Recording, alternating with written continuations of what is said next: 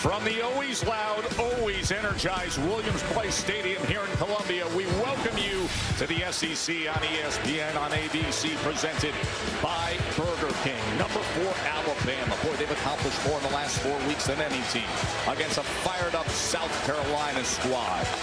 And pregame here, you know, Jesse Palmer, between Space Odyssey and now Sandstorm, they're always ready for moments like this.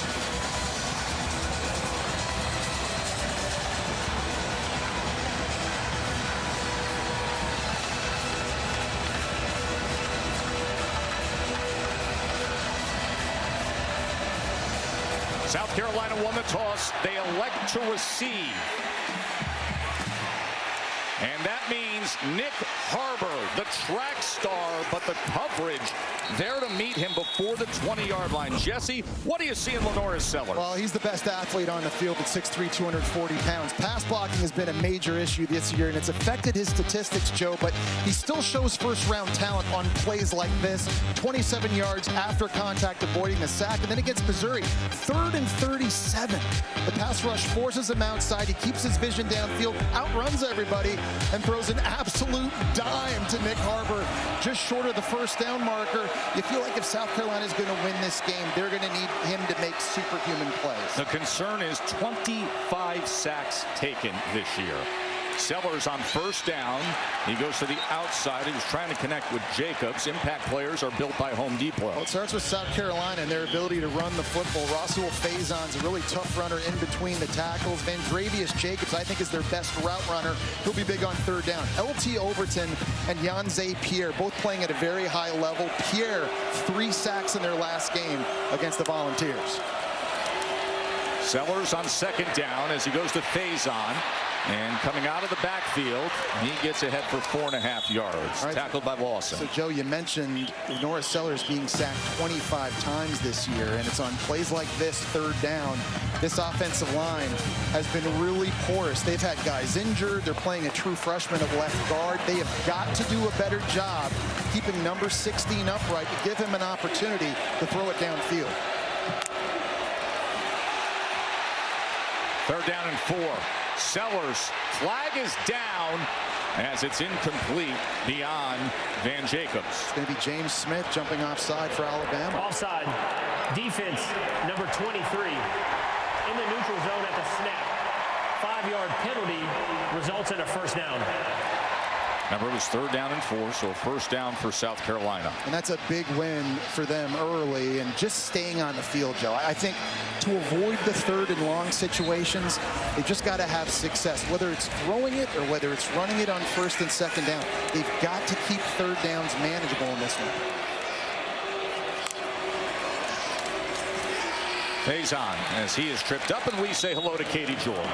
Well, Tess, yesterday, Lenora Sellers sat across from us, and he said, I am the eraser. He said, if there's a protection bust, I have to make it right. He said, if someone doesn't run the right route or falls down, I have to get through my progressions and make a play. He said, it is my job to make something happen. And boy, if he makes something happen today, you know this crowd's going to love it.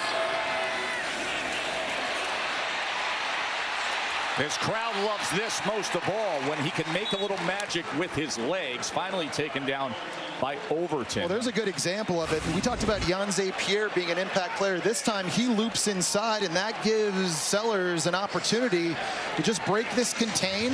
And as soon as he sees that green grass at 240 pounds, he is so hard to tackle. He's been sacked 25 times this year, Joe. It easily could be 50.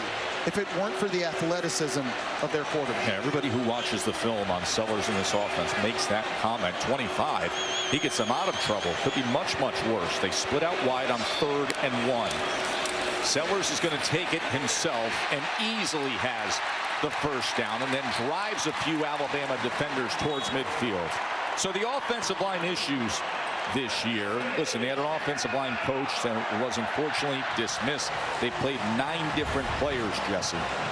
Listen, if you're just being honest, and I'm not trying to be overly critical, but this is the worst offensive line in the SEC. And injuries, true freshmen, different lineups. Nobody can block and pass rush up front, and they struggle with the blitz. So Sean Elliott, the new offensive line coach, as he's able to connect with Faison here, who makes would-be tackler miss, and it's a first down inside the 40 for South Carolina. And here's the thing. All those things are true. They've had 5 different starting lineups up front. But, Joe, the numbers are what they are. They've given up the 2nd most sacks in the country. They're the worst rushing offense in the SEC, and they've had more false start penalties than any other offensive line in football. It just has not been good, but they are off to a pretty good start in this one so far. 7th play of the drive. This is Fuller who takes it ahead for a gain of 8. That's a nice little wrinkle, taking Matt Fuller, who's got really good speed. He's a running back, and fans will remember his 72-yard touchdown run against LSU a few weeks back, giving him a jet sweep. I think running the ball today, it's not just going to be running backs in between the tackles. I think it's going to be a little Lenore Sellers, and I think they're going to have to get other guys involved as well on jet plays like that, being creative.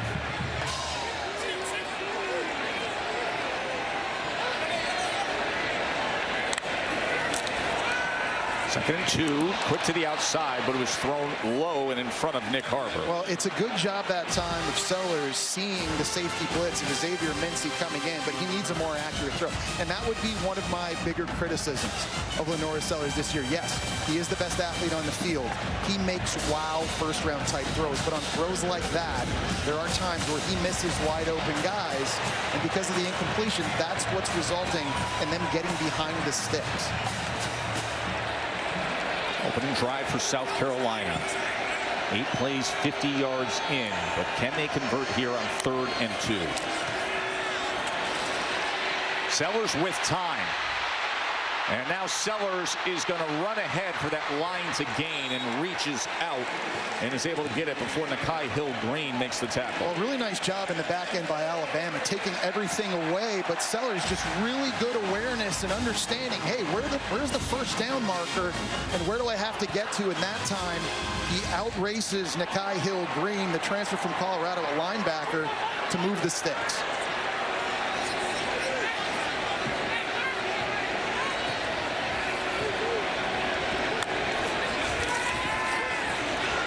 Sellers again, quarterback run, but they waited on him, and Hill-Green made the tackle after a gain of just 1. Yeah, that's an RPO, and a good job by Alabama, again in coverage, not allowing Sellers to throw it, and you got to be impressed with Nakai Hill-Green. He comes over from Colorado. He has been a tackling machine.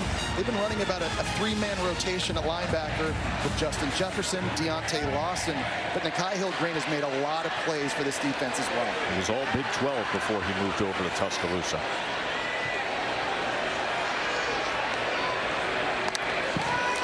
Second and 9. Sellers, he's able to connect for a first down again. It's Donovan Murph, the freshman. I love the play call by offensive coordinator Mike Shula, moving the pocket, changing the launch point. Again, this offensive line has struggled, so this is a great way to give Sellers a clear place at the field to throw from and give him clear vision. And how about Donovan Murph, the true freshman, making that big play? He should be a senior in high school, Joe. He was only 17 years old at the start of the season, reclassified to be a part of the Gamecocks this season. 15-yard reception. Now the 12th play of this opening drive. They wanted the ball, and this is what they're doing with it, as Matt Fuller again coming in motion on the jet action, takes it inside the 10. And this is an area where South Carolina has struggled. They're the worst red zone offense in the SEC, only scoring points on 73% of these possessions inside the 20-yard line. They haven't had many of them, honestly, this season, but what an opportunity here to score points. Not just that, but a touchdown. You know, if they do that on the opening drive to seize that momentum, Williams-Brice Stadium will erupt. Second and 6. They can get a first down at the 2-yard line. Fuller probing that Alabama defense and dives ahead inside the 5, tackled by Hill-Green. I just feel like when you get in this area, inside the 5-yard line, you've got a quarterback that's 240 pounds. You can just take advantage of the scheme, use an extra blocker, and just let the best athlete that you've got go get it done. And to me, if you're Shane Beamer, if you don't get it here on 3rd and 2, I'm going for it on 4th down. I'm being aggressive because of number 16. 110th in red zone touchdown percentage, but can they solve the riddle early on against Bama on this opening drive? 3rd and 2. Faison. He is tackled for a loss by Smith. Here comes that fourth down decision for Shane Beamer. It looks like he's going to decide to play it safe and kick a field goal. Now, they were very aggressive in their last game against Oklahoma. They went for it on fourth down 4 different times in the first half. I think he's just looking to pay this drive off, score some points, and try and seize on as much momentum as you can early. So William Joyce, a 6-year player, but his first year as the starter. Stuck around the program, looking for it to pay off this year. To open up the scoring here on this beautiful Saturday afternoon in Columbia, South Carolina. 24-yard field goal. Ty Simpson, many have him as the Heisman frontrunner. He is out there to start his afternoon when we return.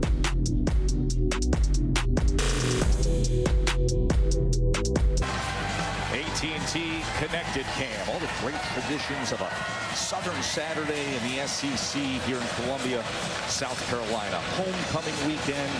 They're trying to rally with some great hope considering the talent they have at quarterback, the belief they have in their defense, and they just had a 15-play opening drive against number 4 Alabama to take a field goal lead. The recent stretch for Alabama has been incredible, Jesse, and with it, Ty Simpson against the 4-ranked SEC teams. Look at his numbers. Yeah, I know. I think in the last 6 games, he's playing at a Heisman level. The decision-making, the accuracy, playing on time, playing off schedule, it's been remarkable. He leads the conference in passing touchdowns. He's the most efficient quarterback in the conference. And Joe, I think he's starting to make the case to potentially be the first overall pick, whether that's in next year's NFL draft or the year after. So the conversation has leaped a far way from where we started in Tallahassee. So after the kick went out of bounds, they take over at the 35-yard line, and Jam Miller, who last week had some struggle starts at running back, but Jeremy Bernard has been getting carries. He led the team in rushing with 49 yards on 4 rushes last week. Let's look at the impact players. Yeah, Ryan Williams and his explosive playmaking at receiver, Jeremy Bernard and his versatility, you'll see them line up all over the field. Dylan Stewart for South Carolina is an elite pass rusher coming off the edge, and to me, he's their biggest one-on-one matchup advantage in this entire game. He has got to play great today. Left last week's game and has been dealing with a hip pointer, but was able to practice unaffected all week long. 2nd and 6. Jam Miller tackled after a gain of 2. Katie. Yeah, Tessa, I was able to speak with Dylan Stewart pregame, and he said he feels really good as of today. He said, I'm not hindered in any way. He called it just a little bruise, and he said his job today is to disrupt that backfield with Ty Simpson in it. There's a moment now, Katie, where you can hear, what is it, about 85,000 people here in Williams-Brice Stadium, Joe? I think there are another 85,000 tailgating outside, right, too. It is a scene here this weekend. 3rd down and 4.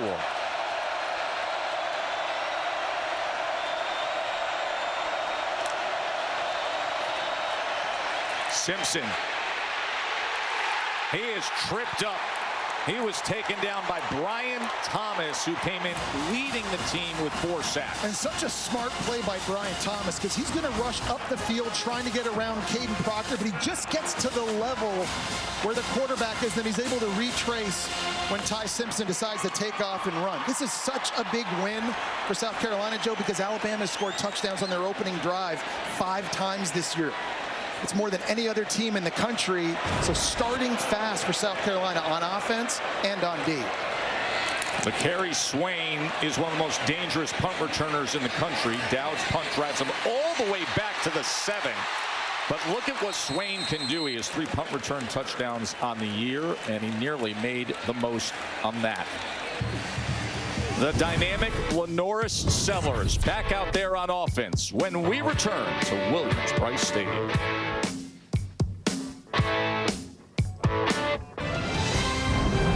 SEC on ABC College Football is presented by Burger King. You rule. And in part by T-Mobile. If you didn't know T-Mobile has home internet, you do now. Boy, with this matchup, everybody goes back to what happened in 2010. That's when South Carolina beat #1 Alabama. And HBC, Jesse, was here today. Steve Spurrier, as the team is being honored, celebrating the 15th reunion. Also, many great players on that team. They had 7 sacks on defense in that game. Steven Garcia, Alshon Jeffrey, Marcus Lattimore were all great offensively. I was asking my old coach, Steve Spurrier, on the field before the game. I said, where does that win against Alabama here in South Carolina rank for you all time in college? And he said, well, we didn't win any championships here in South Carolina, but he goes, he put that in his top 10. Nobody does better Spurrier. I mean, you think of all the SEC titles and the national championship he won at Florida. That's big praise. Here's Sellers, their second drive of the afternoon, as he goes to check down the face on. Wow! It is a turnover. Jones returns it for the Tide. It went from a simple check down to roll Tide roll. Deshaun Jones, and it's a touchdown, Bama. Russell Faison just had a hard time handling the football. In the flat, it pops right up into the air into Deshaun Jones's hands. I thought he might fall over. His linebacker, Justin Jefferson, number 10 there, helps keep him up on his feet. He gets incredible help from his teammate to stay up, and that's just not a turnover inside the red zone. That becomes a massive pick 6. Can you believe that? Sellers opens the game coming all the way down the field. Their defense does the job, and in one moment and a bounce of the ball, hello, end zone, Deshaun Jones.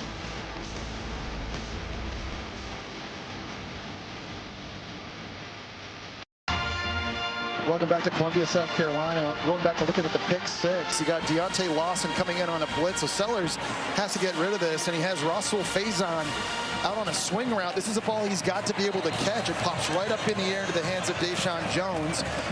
Justin Jefferson keeps him upright, and you just figure for South Carolina in a game like this, as you look at the progressive pylon cam, you can't turn it over. The margin of error is so small. Turnovers is what killed South Carolina. In this exact game a year ago, they had 4 giveaways in that one and a costly turnover early here.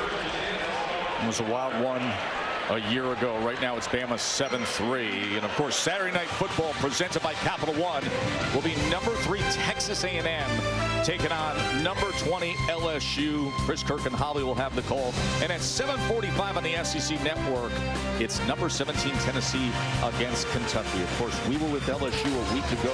What happened at Vandy, and now having to go there to Kyle Field, Jesse. Yeah, well, they're reeling right now. And Texas A&M, though, going into Tiger Stadium tonight, that's a place they haven't won 6 games in a row. You know it's going to be rocking.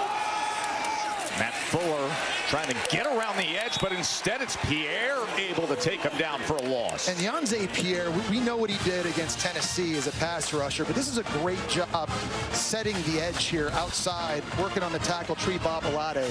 Right here, this is the matchup. You're not going to let people run outside if you can hold that edge. He extends his arms, and he's able to get off and make an unbelievable play. Number 42 for Alabama, really coming on here in recent weeks. You mentioned the Tennessee game, 3 sacks in that victory last week. They go inside this time. Big brother to little brother. That was Lenoris to Jaden Sellers, the true freshman who they call Pup. Have you ever seen the movie Twins? Yes. Arnold Schwarzenegger and Danny DeVito. Yeah. That's kind of like Lenoris Sellers, 6'3", 240, and his little brother Jaden, 5'11", 175. I know they're not twins, but they also don't really look like brothers when they stand beside. We were sitting with Lenoris yesterday. I said 175. He goes, he's not 175. He's a small guy. 3rd down and 4 after Jaden goes for 9 yards. Sellers on 3rd down. And that was denied at the last possible second that time by Deontay Lawson, as Brady Hunt was the intended target. Well, that was a little cat and mouse game that time by Alabama with Lenoris Sellers. It looked like Alabama was going to come on an all-out blitz right here, and then Lenoris Sellers audibles, changes the play, and then they back out. There's 8 guys in coverage, nobody open, nowhere to go with the football if you're Sellers. Mason Love on to punt away. The steady hands of the reliable Cole Adams, the return man for Bama. And this is driven outside the numbers, and the fair catch near the 20-yard line. Well, we mentioned to you last year was an absolutely wild one down there in T-Town as Alabama just got past them 27-25. Final minute, look at the toe tap by Nick Harbor, and then the spinning drop kick onside attempt. So South Carolina had a shot. But in the end, Damani Jackson, the interception, and the Tide escaped. Top 10 Alabama escaped 27-25. 7-3 lead, but the offense has only had 3 plays, a 3 and out. It was a pick 6 that got Bama on the board here. Ty Simpson steps up in the pocket. He's going deep. And beyond Ryan Williams. Wow, barely beyond Ryan Williams, who got behind Judge Collier that time. And Ty Simpson had to step up in the pocket. He had Brian Thomas ripping off the edge. He saw the opportunity one-on-one here to take a shot. Here comes the pressure. Proctor just rides him upfield as much as he can. And this just barely over the outstretched arms of one of the fastest and most explosive players on offense in all of college football. Williams had 5 catches for 87 yards a week ago. After we didn't see him offensively play a role in that game against Mizzou. Simpson gets the ball out quickly and connects with Rico Scott. Well, this is just what South Carolina wants to do on defense. Is they're going to make you earn it. They play a lot of zone coverage. They're dropping 6 and 7 guys back there, trying to keep the football in front of them. They want to rally to the ball, make tackles, and they want to force Alabama to go 8, 10, 12 plays to score. 3rd and 4. Daniel Hill at 244 pounds motions back in.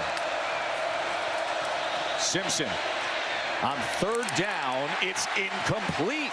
The redshirt freshman Scott couldn't hold on to it. Well, you don't see Ty Simpson miss a lot like this. And this time they've got Rico Scott, who caught a touchdown against Tennessee, working in the slot one-on-one with Jalen Kilgore. He's got to step on him, and this is a throw Ty Simpson's got to be able to make the catch. He's going to turn it upfield and move the sticks, but 2 3 and outs for this Alabama offense that has looked so good here in the last 6 games. Swain, the dangerous return man. 2 3 and outs for Alabama.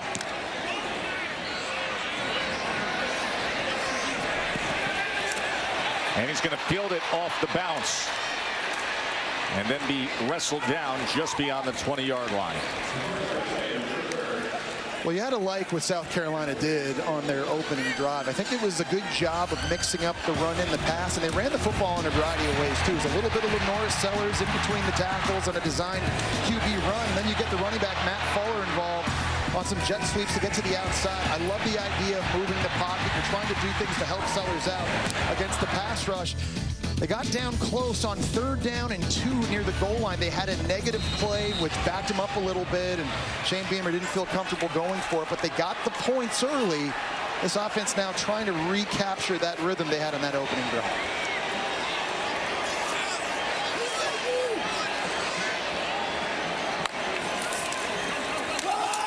Face on, straight ahead as he gashes that front 7, and that'll move the chains immediately. Tackled by Sabb. Well, they've handed it off a few times to Matt Fuller on the jet motion. This time he's coming this way, and they're just trying to freeze players in the 2nd level. They don't hand it off to him this time. The offensive line does a good job getting downfield. You see Babalade getting a block there at right tackle, and a huge crease for the Utah State transfer and 7th-year running back Faison to run into. Anything that brings this offensive line a little bit of momentum and confidence will help for South Carolina today.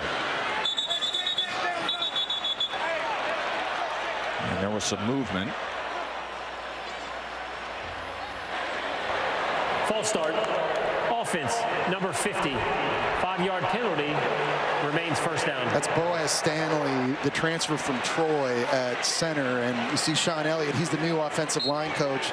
This has been driving him nuts a little bit because Boaz Stanley's a very versatile guy. He's played center, guard, and tackle throughout his career, but that's now his 7th false start penalty on the season. He's got a little bit of a hitch moving the ball pre-snap, and it has cost him with some penalties as they look to set things up to Faison, who keeps his balance, and here he goes. What a chunk play for the Gamecocks. I think the running back screen has probably been the most successful play in the passing game for South Carolina this year. That time they're able to leak Faison out of the backfield, and it's Nikai Hill-Green trying to chase him down. This is just a one-on-one situation right there. And Faison just shows the speed. Good throw by Sellers out in front. He's able to break the tackle. And there's just green grass for an explosive play for South Carolina. 33 yards for Rasul Faison.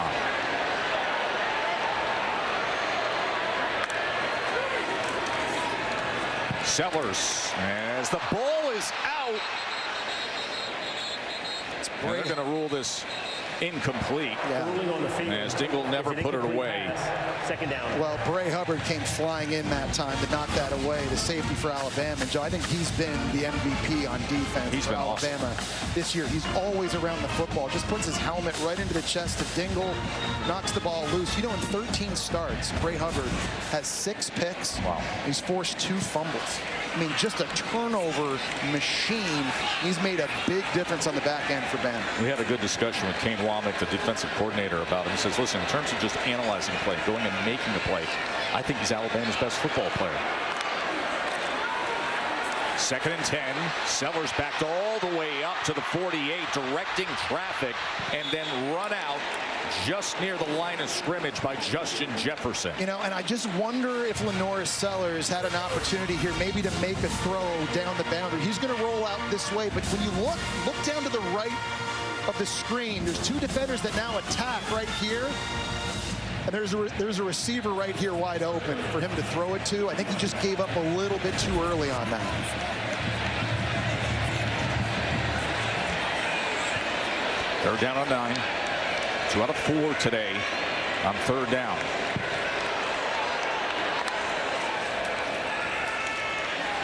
Sellers, the crossing route just eaten up as Justin Jefferson makes a huge hit on Donovan Murph. And I think you got to go now if you're South Carolina, because you're kind of in that no man's land right now on 4th down, right? It's maybe a little too long for a field goal. You're obviously not going to punt down here at around the 30.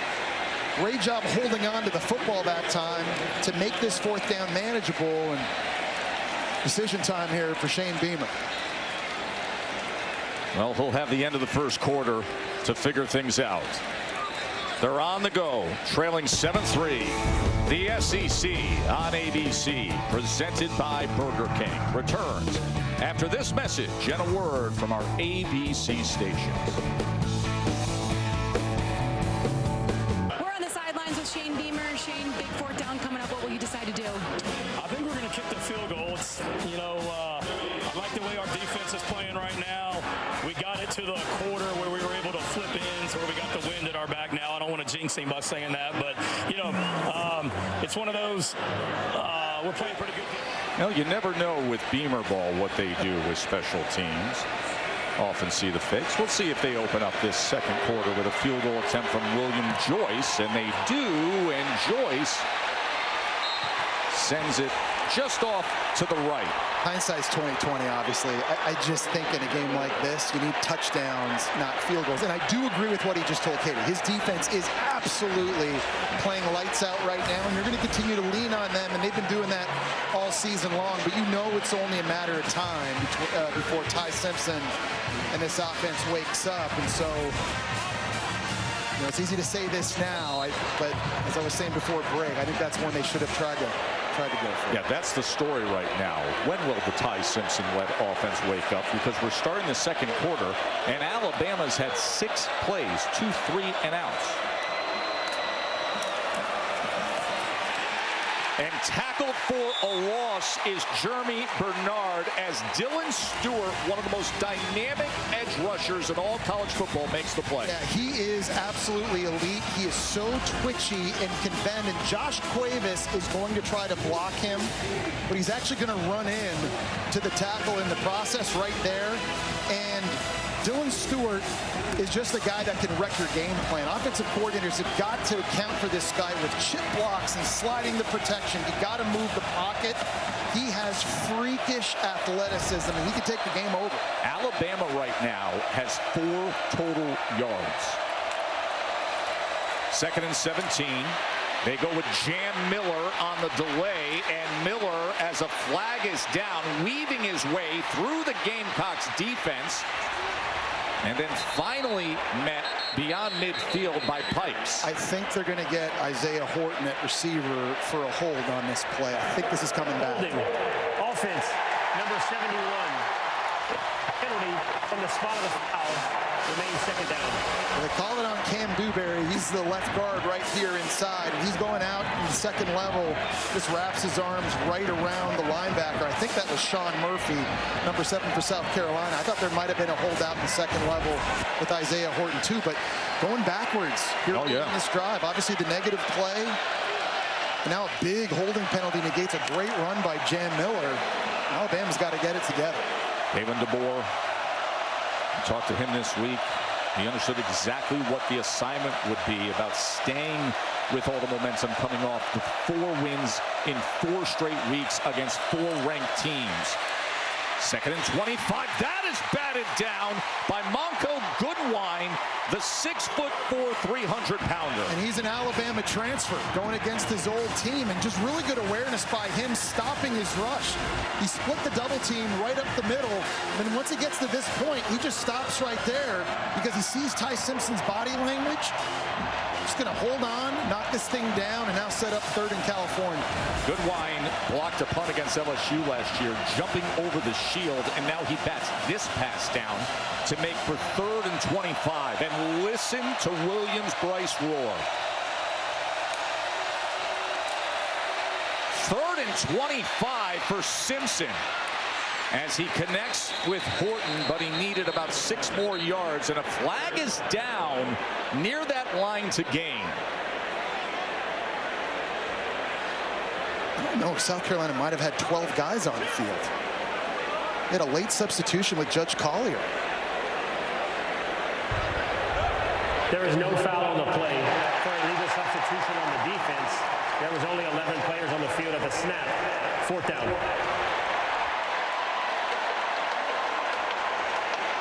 We go back and look at that again. I thought I counted 12. I did too, Jesse. On the field. I'm gonna get up the trusty counter here.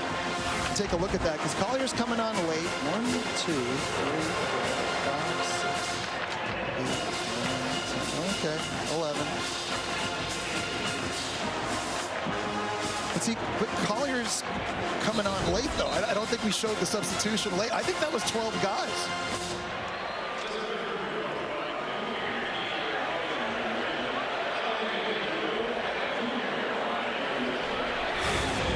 I know math wasn't my major. All right, can we just roll this? I want to know if 4, 5, 6, 7, 8, 9, 10, 11, 12. That's 12 guys on the field.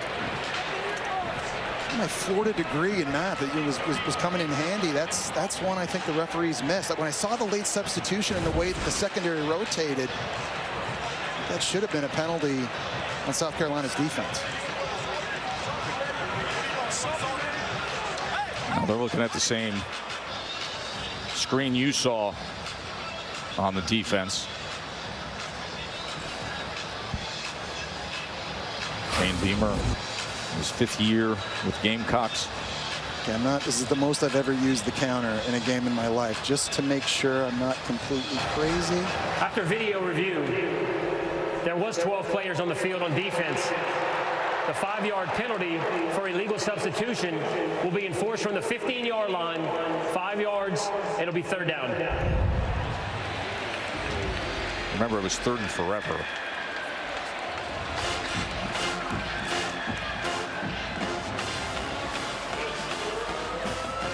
So here's a situation for Dylan Stewart, number 6, a defensive end.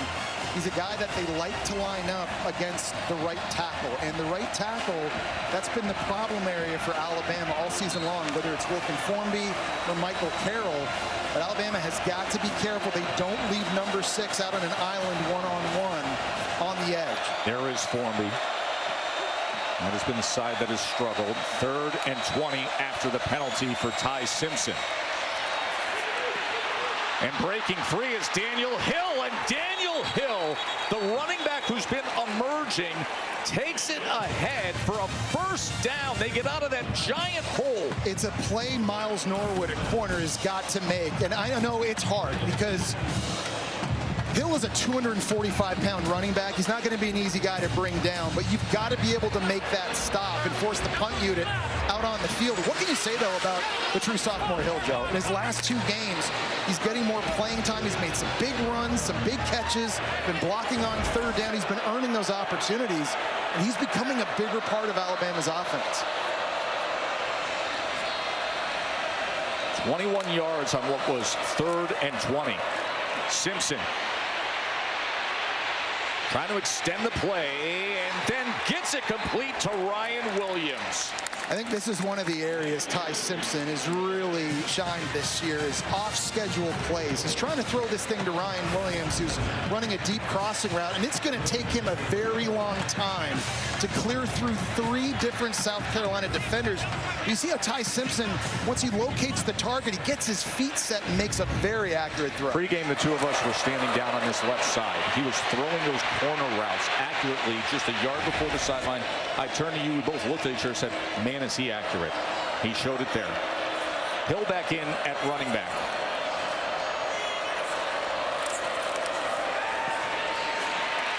Pressure off the edge, ball is out.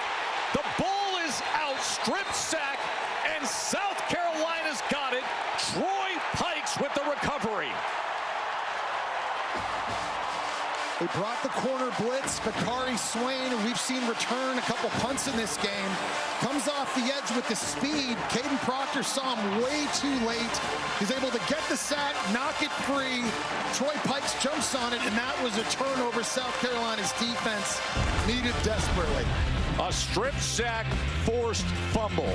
You gotta have moments like this if you want to be in the big upset hunting game.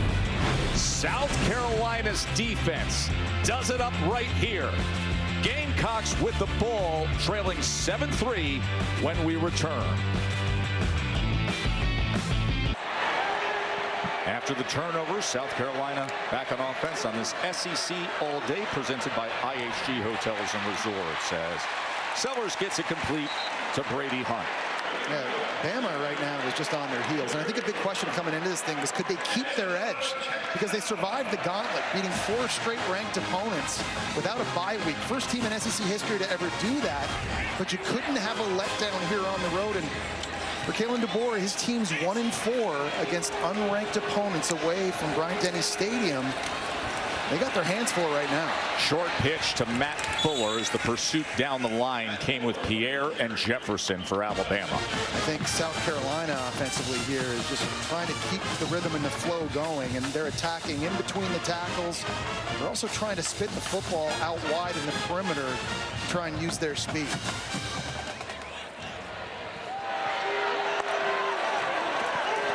Second and 9, Sellers, he gets it in space and up and over that time is Brady Hunt. It's a really good quick decision by Lenora Sellers here on a zone read type play. He's reading Yanze Pierre right here, who's going to come in. As soon as he does, he knows he has to spit this football out into the flat. As soon as that pressure comes in, it's going to Hunt, the tight end underneath. He tries to go up and over Bray Hubbard. And they are ruling him down just short that line to gain, so it's 3rd and 1. As Fuller is stacked up and then driven back. You saw everybody getting involved, including a little something extra at the end from Tim Keenan. Well, Tim Keenan, since he's been back in the lineup for Alabama, they've been a different defense. Missed the first 3 games. Georgia, they got him back, and he's a leader. When he talks, everybody listens, but he is also a space eater, a 320-pound. 4th down and 1, Jesse. We just talked about Tim Keenan. This is a hard place to run on them if you're going right up the middle. Fuller straight ahead, and he drives ahead for a first down. Well, it was Fuller one-on-one. I think that was LT Overton, or it was Tim Smith. It was James Smith, number 23, a big D lineman at 300 pounds that That time Fuller was just able to run right through. We've seen Fuller do some work here on jet sweeps. Good job in a short yardage situation, just dropping the shoulder and getting what he needed. Yeah, that's pad level 101 right there. Sellers. He is tripped up for a loss, as Sellers was taken down by Red Morgan. Red Morgan got more PT against Tennessee too, and he's only a true sophomore, but he's really starting to come on as well. That time a great job triggering. As soon as he sees this run, he's flying downhill to get involved in the action and makes a really good tackle on a big physical quarterback.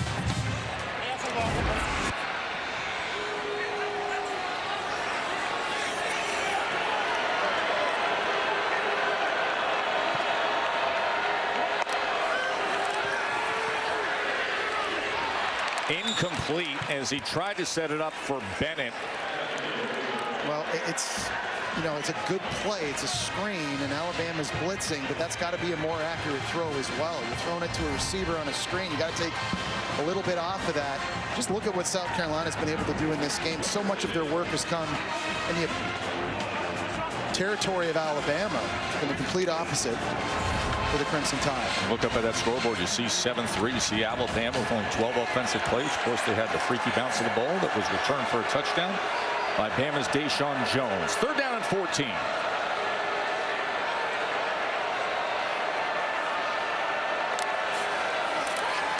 Four-man rush. Sellers pressured and ripped. Oh, he survives it. Somehow he survived it as Deontay Lawson was all over Sellers. Well, he's been doing this all season long. We talked about it. Sacked 25 times. Should have been 50. Here's Lawson. He's going to get the crack, get the opportunity, but Sellers just so strong. He's able to just sort of rip him off and make something out of nothing. And he only gets 2 yards, but it's 4th and 12 and the offense stays on the field. And you're at the 35-yard line, and this is that no man's land now after Shane Beamer, because you're too close to punt, but you're probably too far to kick a field goal. He tried a field goal a little while ago, long one, missed. Curious to see what he's going to do here.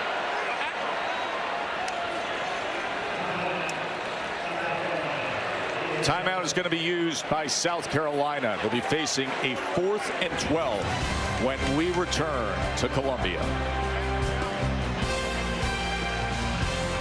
Carolina's William Joyce earlier in this first half missed a 47-yard field goal when perhaps they were thinking about going in another direction. Now it's a 4th and 12 from the Alabama 35, Jesse. And they're going to go for this. They've got to be able to help Lenora Sellers with protection, and they've got to be thinking about using tight ends and running backs to chip off the edge to help him and help these tackles outside, because to go 12 yards, Sellers is going to need time to push this thing down the field. 4th and 12. Of course, he's dynamic with his legs as well. There's the cat and mouse. There it is. Look at Sellers audibles, Alabama audibles, and they've got everybody at the line of scrimmage. Look at all the defensive backs pressing into the A and B gap. And here they come on 4th and 12. Sellers downfield and gets it complete to little brother, Pup, Jaden Sellers. Well, the offensive line does an outstanding job figuring out who's coming and who's not coming. Bama had 8 guys up, and they're going to drop 3 guys out. And just look at the protection. It's a really nice job by South Carolina. It gives Sellers an opportunity to survey the field, and a nice job by his little brother working on the in route for a huge 4th down conversion. 22-yard reception by the true freshman Jaden Sellers. And with that, a 1st down and a quarterback run. Lenoris Sellers now. Look at him get to the outside. A flag is down as he turns the corner and gets to the pylon for what right now is a Gamecocks touchdown. We'll check on the flag. Holding. Offense, number 51. 10-yard penalty from the previous spot. 1st down. Walk it back. And it's Tree Babalade working on the outside at right tackle. Going to be out here one-on-one, and this is where the infraction happens. I love the play call and letting Sellers run this, and this is a perfect area of the field for that. But Babalade just gets too much of LT Overton in an outstanding individual effort. Gets called back.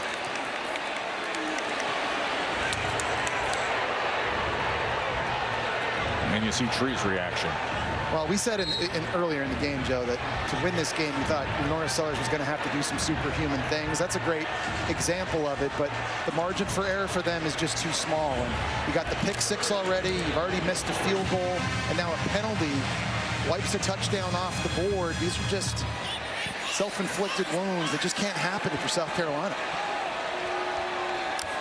1st and 20 after the penalty wipes out the touchdown. And Donovan Murph can't go anywhere, and the crowd wants a penalty flag here on Yanze Pierre, as they didn't like what happened after the play. Oh, that was, and it's down at the 25. That's a WWE move. This is like a DDT. Back in the day, he literally scoops him from behind his back. Watch number 42. Getting in here on Murph, true freshman, gets up and picks him up and slams him. Yeah, suplex city. Unnecessary roughness. Defense, number 42. The penalty will be enforced from the dead ball spot, half the distance to the goal. First down. You just got to know when the play is over. We've had a wild series and sequence of events here in the last two plays. The holding call on Babalade, wiping out the touchdown by Sellers, and now on what looked like a really good play by Bama's defense gets wiped away because of the personal foul penalty. So dueling penalties make it a first down again for South Carolina, who's 2 for 2 on 4th down on this drive to put themselves in position.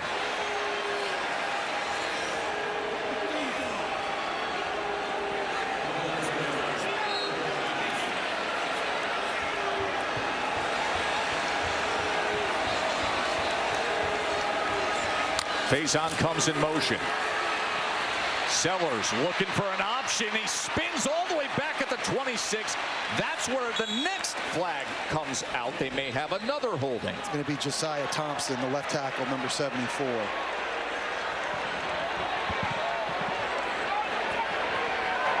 Holding. Offense, number 74.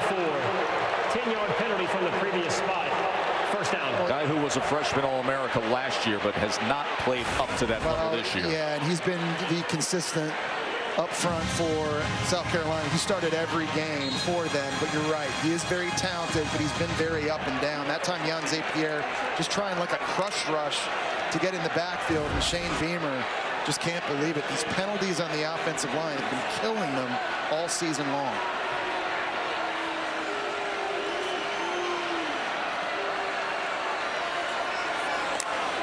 First down now back at the 21 as the option pitch goes to Fuller, and Fuller is met by Lee. This is really one of the areas I think situationally Alabama's defense has been great this season. Down in the red zone with their backs against the wall, they're only letting opponents score on 64% of their possessions. That's best in the SEC, 3rd best in the country. Great play that time by the true freshman Dijon Lee.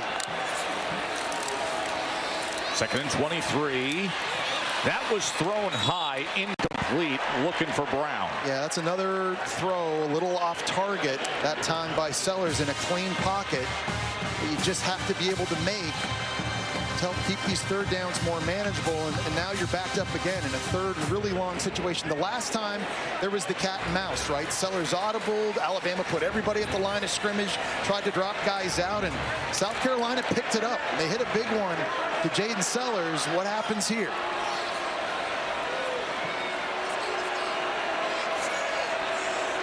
3rd and 23.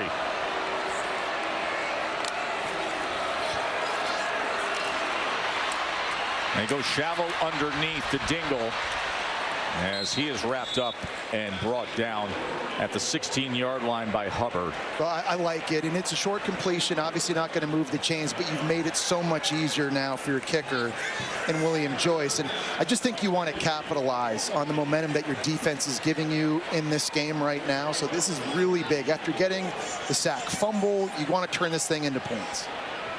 So William Joyce will head out there to close into this lead.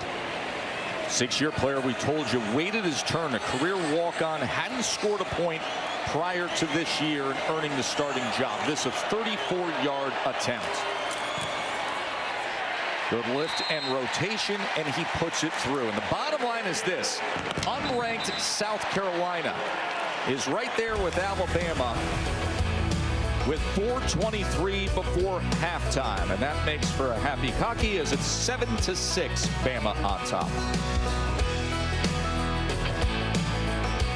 please fix his lapel. Sheffy's collar, he's got to come down over the left shoulder.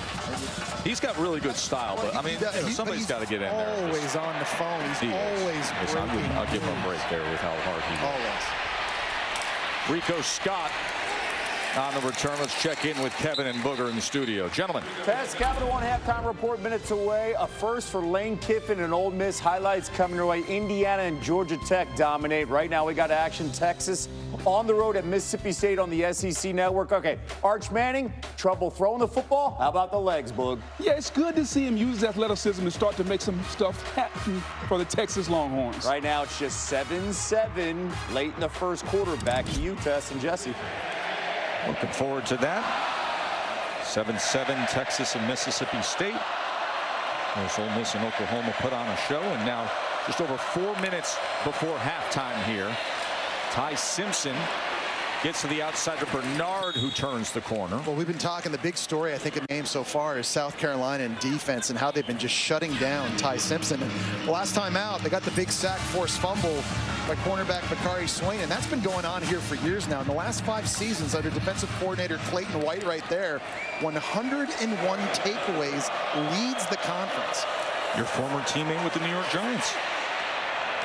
Good strike from Simpson to Ryan Williams. I think one thing offensive coordinator Ryan Grubb has found out as the season's gone on is that dig route, the deep end, is the best throw by Ty Simpson, and that time he dialed it up. Really nice catch by Ryan Williams. 19 yards there for Williams. Cam Miller as he lowers the shoulders. Well, Ryan Williams has had some drops issues this year with 6 on the season. Here he is just running this deep route over the middle of the field. But when you watch the Tennessee game, his first 4 catches looked like this. They were unbelievable, stretching out, awkward body control. He has been playing the most consistent football of his career at Alabama these last 2 games. First time Alabama's been in South Carolina territory, and with a lot of pressure on Simpson. From Clowney, it goes into the. It is. It's Jadeveon Clowney's cousin. Demon Clowney doing a nice spin move on one of the best left tackles in the country, and Caden Proctor. I'll tell you, you see Jadeveon right there. Obviously, first overall pick, an absolute legend here, and his cousin now making a big play. 3rd down and 7, and it is loud again at Williams-Brice.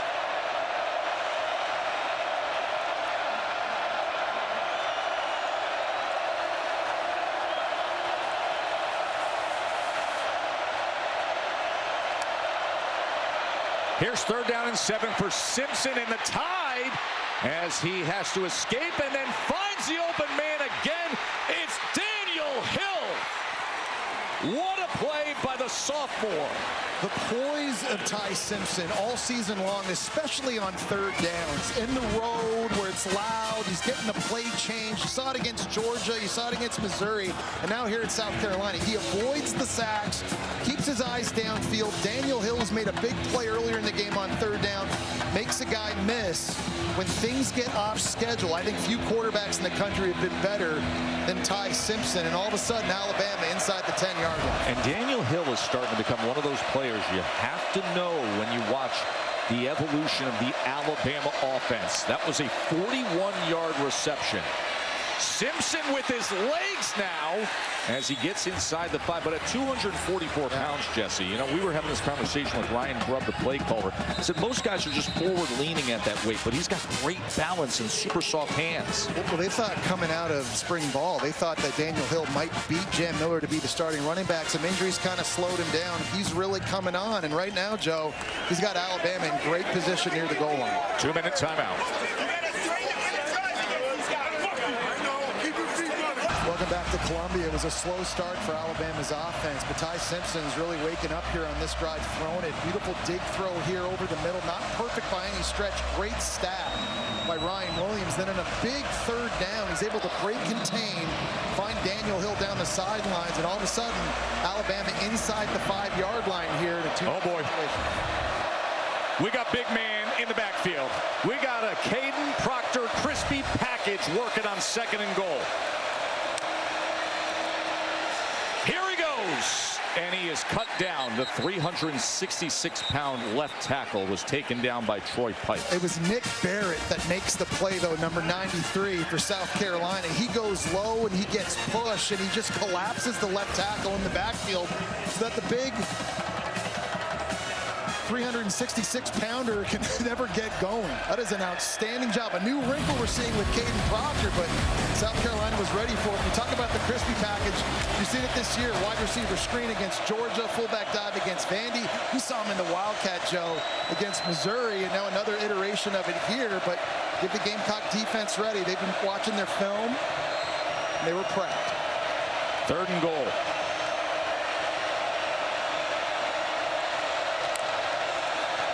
Simpson to the back of the end zone, looking for Ryan Williams, but he's out the back door, and it's incomplete. This will be so interesting to watch again in replay to see if Ryan Williams really had to jump up for this one. I know the ball's thrown up. If he had just dragged his toes, could he have made this catch and stayed in bounds?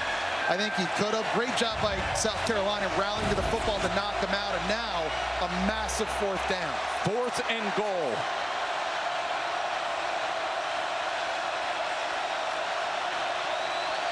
They're 11 of 17 this year on 4th down. 4th and goal for Bama.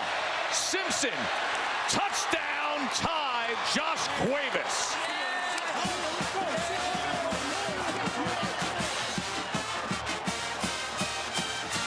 Really nice job by Simpson this time, working through his progression. He wants Ryan Williams potentially here on this corner route. It's going to be Cuevas coming inside, and you just see him work his eyes from 1 to 2, finding the transfer from Washington in the back of the end zone. And I'll tell you, Joe, when you've got a quarterback playing as well this year as Ty Simpson, you earn the right to go for it on 4th down in those situations. Hey, before this drive, Bama just had 45 yards of offense, and then they just had a 9-play drive, Jesse, for 81 yards. And situationally, we talk to coaches every week, Joe, and they always talk about the last 4 minutes of the first half, the first 4 minutes of the second half. Situationally in games, being a big determining factor in who wins. And yes, this was absolutely a slow start for Bama on offense through the first 3 drives, but you score a touchdown here. Remember, South Carolina won the toss. They elected to receive. Ty Simpson and Alabama are going to get the ball back first in the second half. So if their defense can get a stop here, all of a sudden, this thing could start getting wide open a little bit.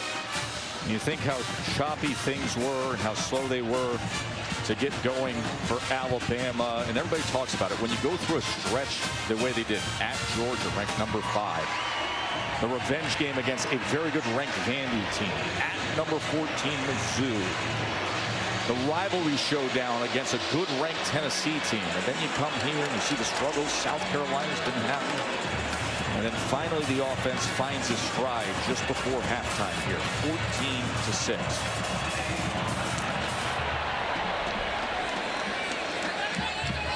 And meanwhile, for South Carolina, some miscues today. Well, they've done good things. I mean, they've outgained Alabama by about 50 yards, but it's this pick 6 on a catch that Faison has to make it running back into the hands of Deshaun Hand.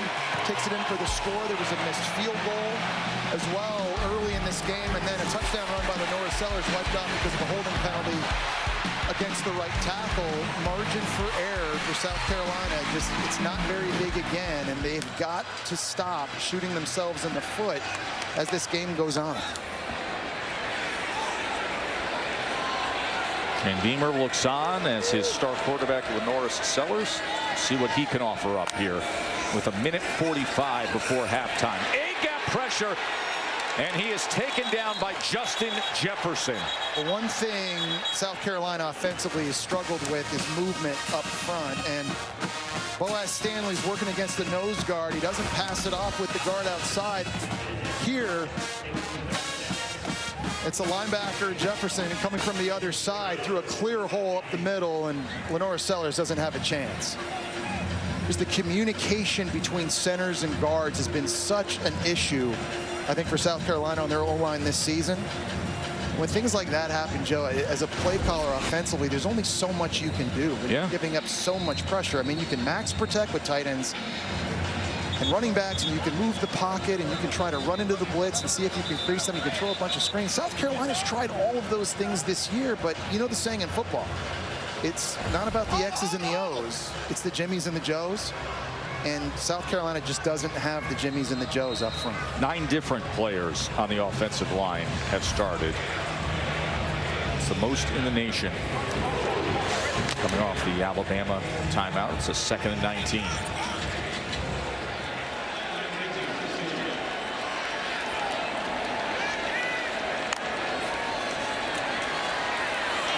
Sellers, as he tried to go underneath the Attaway coming out of the backfield, but it'll be 3rd down and 19. And because of that drop now, Alabama doesn't have to use another timeout. Now sets up 3rd down. Depending on what happens here, it looks like Ty Simpson's going to get one more chance.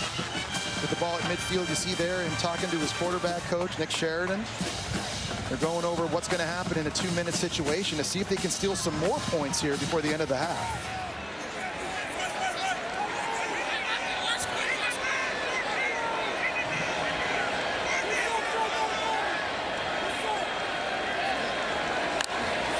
Sellers on 3rd and 19. As that was batted away, incomplete. It was Bray Hubbard again. So now Bama can sit back and manage things. 90 seconds before halftime. 2 timeouts and an 8-point lead. And that's a lot of time. And with the explosive playmakers they have, with guys like Ryan Williams and Jeremy Bernard and the big physical receiver Isaiah Horton, you see him talking to his guys right now. Hey, listen, we're going to have some timeouts to work with. We got to know the situation. We got to know where the sidelines are. We know in this deal, 2 minutes. We get first downs. Game clock stops momentarily. Everything we practiced to score some points. Mason Love drives this punt out of bounds.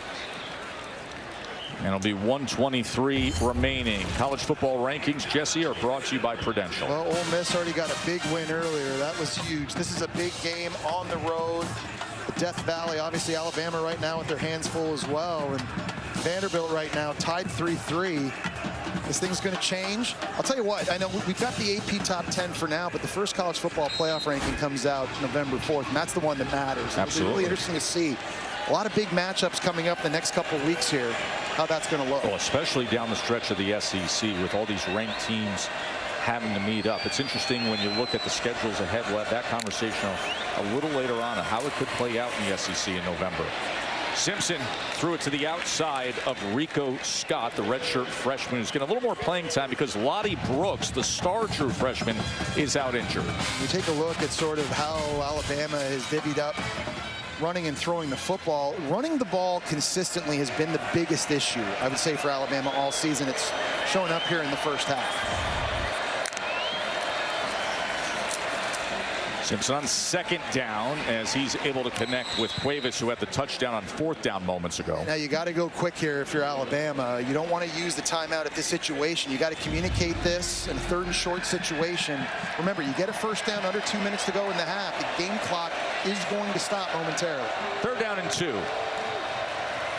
Under a minute until halftime. The quick out to Williams will give them the first down. Clock will stop. It's a really nice job of understanding the situation. And that time Ryan Williams, he has access off the line of scrimmage. They line him up in the slot. It's an easy flat route. Pitch and catch, get out of bounds. 51 seconds to go. Lots of time.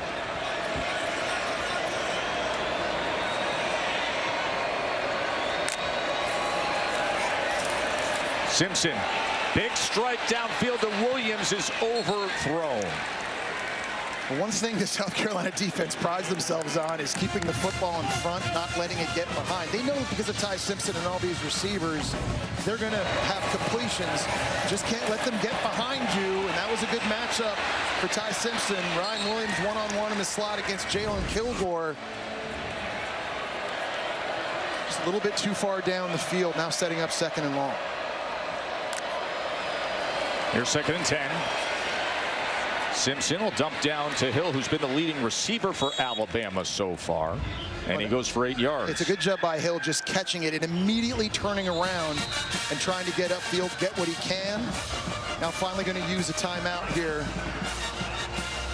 and schedule a play for 3rd down. It's one of those funny games just where it falls on the schedule, Jesse, right? Because, and we've talked about how unique it was for Alabama to play the 4 ranked teams in 4 consecutive weeks, and then you land this one. Yeah, and they've had this attitude all season long of sort of us against the world, and they remember a lot of people that were criticizing them after that Florida State loss. They're the ones now patting them on the back, just telling them how good of a team are. They've not listened to that, and they're trying to play to their own standard. But I think even after that gauntlet they just survived, they knew coming in here with this crowd and a team in South Carolina that was going to get up for this one, it was going to be a tough challenge. And no question, they've had their hands full early, but the offense is coming alive here now late in the first half. Happened on the last drive. What will they come up with on this drive? We're facing a 3rd and 1. Remember, they still have the 1 timeout in their pocket, 33 seconds until halftime. Simpson, that is batted, and it is incomplete as Jeremy Bernard turned into a defensive back as Kilgore thought he was going to have himself an interception. I thought Kilgore, I thought the linebacker J.R. Johnson might get a shot at this as well. Heads up play by Bernard, just getting in and ripping it free, avoiding potential catastrophe right there.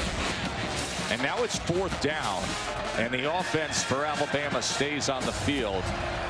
As Coach DeBoer says, here's the situation, 27 seconds left, 43-yard line. Yeah, why not? 245-pound running back and Daniel Hill lined up beside Simpson. Who's been playing really well today. 1 for 1 on 4th down today. Do they convert here? Simpson's going to run straight ahead, and he is able to lean forward after that first initial contact. First down. He just broke a tackle from J.R. Johnson, who's a 240-pound linebacker, and just bounced off him. I think if J.R. Johnson gets this tackle here, Alabama's going to be short of the first down. He just bounces off him, keeps his feet, gets the yard to gain. Number 1 timeout remains. 10 seconds. Downfield shot is beyond Bernard. So 6 seconds remaining as Swain had coverage. Wow, Bakari Swain, I think, is playing real well. And he obviously had the sack fumble early. This time he's one-on-one with Bernard. The 3rd time they've taken a shot on this 2-minute situation. There's a little bit of hand fighting. I think that's a good no call. Got to be impressed with the way Swain, and this whole secondary is played on the back end. They're not giving up anything deep. Now you've got a timeout here for Alabama with 6 seconds. You can hit something really quick, down yourself, burn the timeout quickly to give your field goal kicker a shot. Got to get the ball out quick if you choose to take advantage of that. But a timeout's going to be called for right now from South Carolina. Well, we mentioned the streak that Alabama just accomplished that no other SEC team has. And the black hoodie, the legend of the black hoodie of Coach Kalen DeBoer, when he wears it, man, they're almost unstoppable. Like going through what they did against Georgia back on September 27th. And then Vandy at Mizzou when Mizzou was rolling and undefeated. And, of course, the cigar game last week. That black hoodie is taking care of a lot of business, Jesse. He's just pocketing a bunch of stuffed animals. It's like he's at a state fair or something. But, you know, the amazing thing is they've gotten better as every game has gone on. And, you know, this funny thing about the record of Kalen DeBoer in the black hoodie versus not. And it's pretty obvious the dress attire, what it needs to be. 13-2 in the black hoodie. I mean, you never want to see the crimson polo again if you're a Bama fan. 6 seconds remain, still the 1 timeout. Simpson, does he get it out quickly? No, goes downfield and it's incomplete, so that leaves 2 seconds as Bernard was the intended target. Yeah, Brandon Cisse outside at corner did a really good job of redirecting Bernard that time so he couldn't hit his marker down the field. Really nice work by the NC State transfer corner Cisse, who I think has been their most consistent DB, or corner at least, in the back end this season. Really good job being physical, disrupting the timing there of Simpson. Now they'll take a shot here with 2 ticks left in this first half.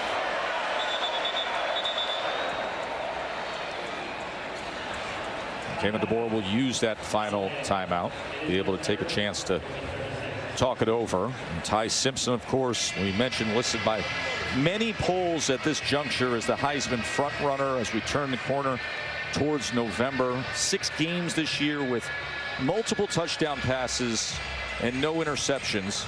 That's the most in all of major college football.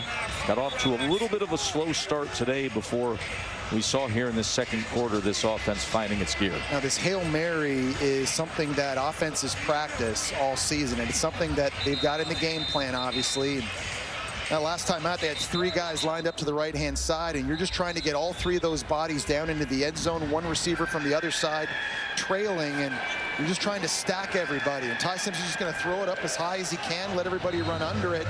You hope for a jump ball or a tip ball up in the air, and one of your 4 stacked wide receivers can maybe make the catch.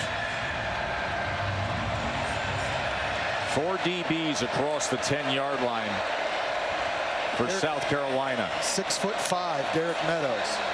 He's going to get it quickly over to Bernard with blockers in front, and Jeremy Bernard is going to dance a little bit and hope for the best before being forced out. Well, I think if you're Shane Beamer, even though you're down 14-6, you got to be happy with how well your defense has played, and you see things getting a little bit chippy here at the end of the first half. They've had some miscues, but this is still just a 1-possession game. The interception returned by Jones that got Bama on the board, and then Cuevas had the touchdown reception on 4th down.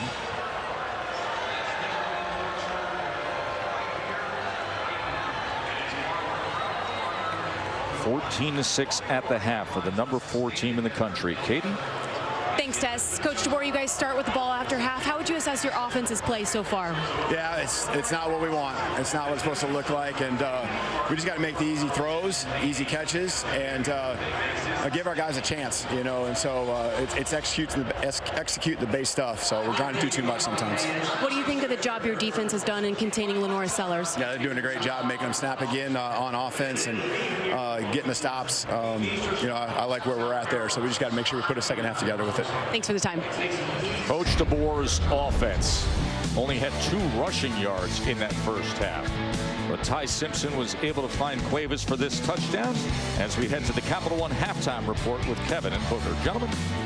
Des, thank you so much here. Capital One halftime report. And honestly, they're very lucky, Alabama. And we saw Kevin DeBoer talk about it. Just 1 scoring touchdown on the offensive side. How is South Carolina's defense keeping this a game? Kev, this game has been about the South Carolina defense. They've been very disruptive. I love the fact that from a defensive standpoint, we're going to rush the passer, Brian Thomas Jr.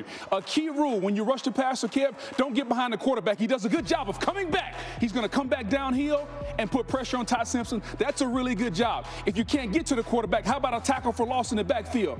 And when you're rushing, get your hands up. You got to be disruptive, Kev. You got to understand what's going on. And then the blitz off the corner, the sack calls fumble. But Ty Simpson has been outstanding. Watch what he does. The patience, the poise in the pocket. He's going to go out here. Number 7 has a man-to-man. Number 7 comes up, and when he comes up, Ty Simpson recognizes that the defender that's supposed to be in man coverage comes up. Easy little touch pass over the top. Even though the offense hasn't played well, they average 35 points a game. Only 1 touchdown so far today. The poise of Ty Simpson saved them on that drive. That was the best play offensively no doubt about of the game for Alabama so far. Gets them in the red zone. Absolutely. You see the numbers of the last 2 drives as adjustments were made, and then you got to think on the other side, if South Carolina could just block somebody and not get called for a holding penalty. That's been the story all year long. It's a completely different story in this game with Lenora Sellers going in for the score, and it was taken off. But right now, it's 14-6. We are following a developing story, Boog. Undefeated BYU, number 11 in the country, taking on Iowa State, and it's Rocco Beck with a touchdown pass. Yeah, we've been missing Rocco Beck. How about the double move, Rocco Beck, getting the big play, bringing that back to Iowa State. Good to see Rocco play well. 24-17 right now at the half. Cyclones on top against the Cougars. Ahead, Lane Kiffin does something for the first time in his career we have ever seen. We'll hear from him next.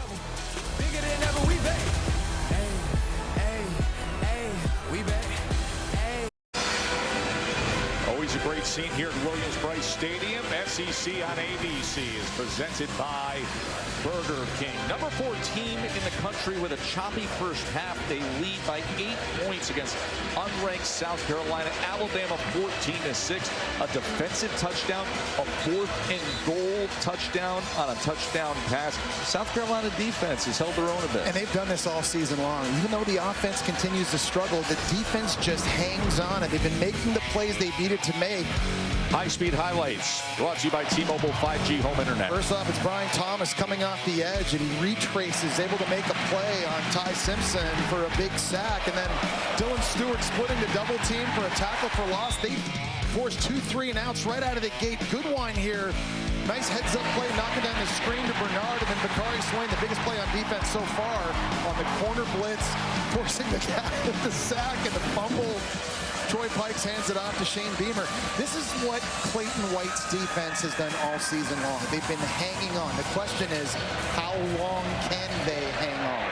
Whoa! As you never know what you're going to get with the special teams from Coach Beamer. Katie just caught up with him moments ago. Shane, even with some of the missed opportunities, it's a one-possession game. What do you need to see from your team here in the second half? Yeah, that's what we just talked about at the half. It is a one-possession game, more because of us and some of the plays that we didn't make by, frankly, just not doing our job. You know, so we need to settle down. Everybody just needs to do their job. We need to continue to control the ball. We've had the ball for almost 20 minutes, which that's the recipe to beat this team.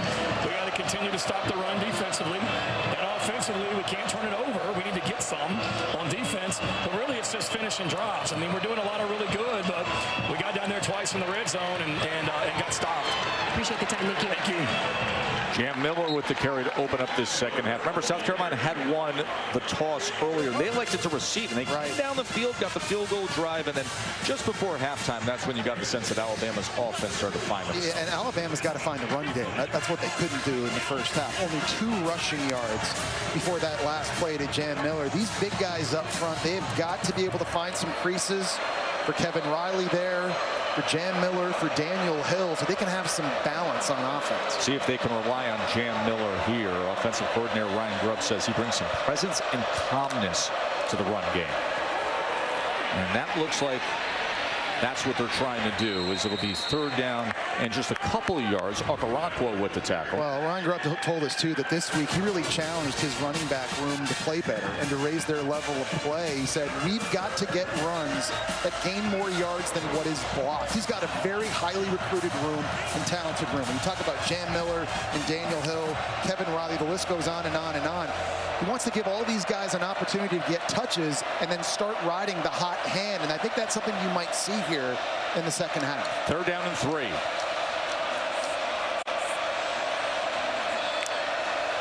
Ty Simpson on 3rd and 3 as he steps up against the pressure of Stewart. And then coming back to the ball was Bernard. And let's see where they mark this. It was a great job by Simpson keeping it alive and avoiding Stewart. And I think he was short. I think they're going to mark him about a football length short on what was 3rd and 3. So, yes, it'll be 4th down. And Kalen DeBoer's not hesitating. They're at their own 44-yard line, and it's 4th and short. They've got Bernard in the Wildcat, a receiver. We've seen this before. South Carolina sees it. They call a timeout. Completed pass short of the line of gain. The previous play is under video. Actually, it's going to be the officials taking the timeout. South Carolina with Bernard back there in the backfield. But while they take a look at spotting that ball, let's go to the studio and Kevin. Tess, we got an update here. Missouri driving inside the 2-yard line, and Bo Pribula, he suffers a devastating leg injury right here. Vandy with the stop, but you see the left leg gets caught as Pribula goes down backwards. His foot was in a cast, and he was taken off the field in the cart. We will have more updates as it continues. Right now, 3-3. Back to you.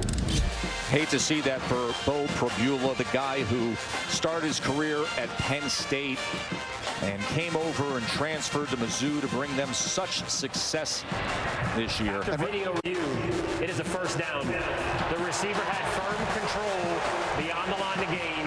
It'll be 1st down, and the backside of the football will be at the 45-yard line.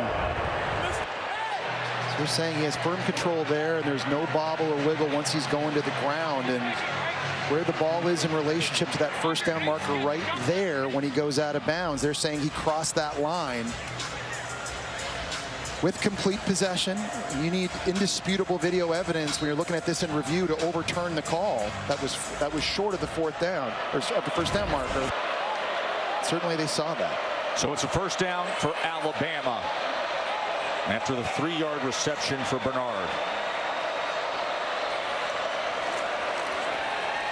Simpson. He's going to tuck it and run it and look to pick up a block from his tight ends, and then spins out for extra yardage as he was able to get past Jalen Kilgore. We've been highlighting the athleticism of Lenora Sellers in this game, but don't forget, when Ty Simpson came out of high school, he was the #2 ranked dual threat quarterback in the nation. I thought he had his tight end Cuevas for an easy catch right there in the flat. He decided to keep it.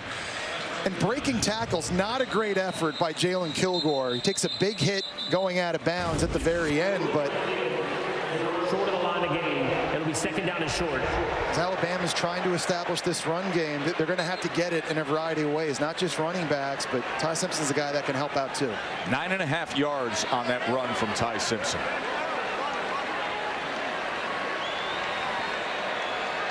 That's only the second Bama first down running the ball. Simpson on second and short. Play caller's dream down in distance and nearly intercepted as he was looking to take a shot downfield. Peyton Williams had a chance to catch that ball, and he has to. I mean, that's going to be essentially a punt. He tries to go up and high point it. I like the play call and the shot opportunity on second and short because if you don't get it, you're still third and short. Now you're going to run the football. But here you see 31 Williams hits him right between the 3 and the 1. That's another missed opportunity for South Carolina in this game. Rico Scott was the lone player downfield. Remember, third in the distance of a football. Daniel Hill is stacked up. That was Nick Barrett with the tackle for loss on 3rd and 1. And he absolutely takes on Caden Proctor at 366 pounds and completely pushes him off. Watch this right here. One-on-one.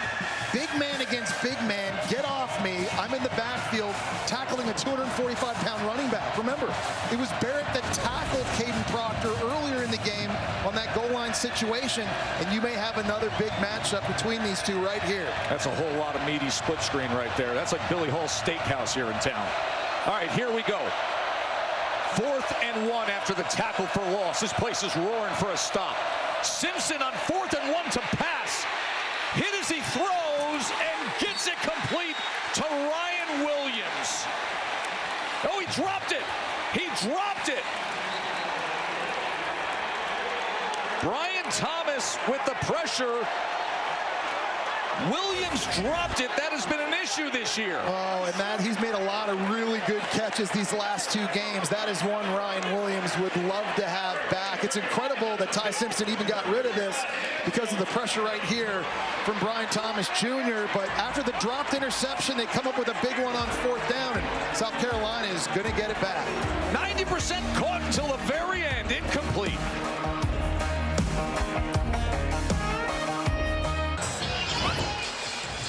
So moments ago, the 4th down incomplete that Ryan Williams could not haul in. Through the process of the catch, dropped the ball as he made his way to the ground. So the turnover on downs gives South Carolina the ball at the 46. Sellers, he's going to launch it. And he's got his man waiting for it, and Nick Harbor. Touchdown, Kakalaki.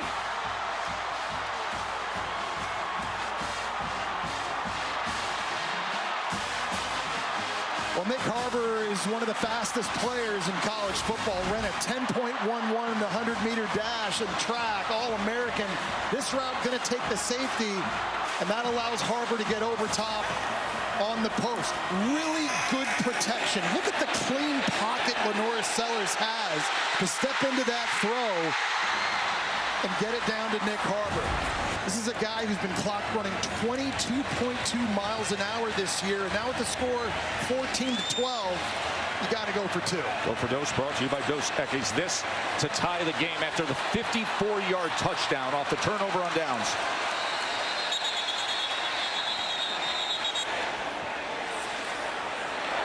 Timeout, South Carolina.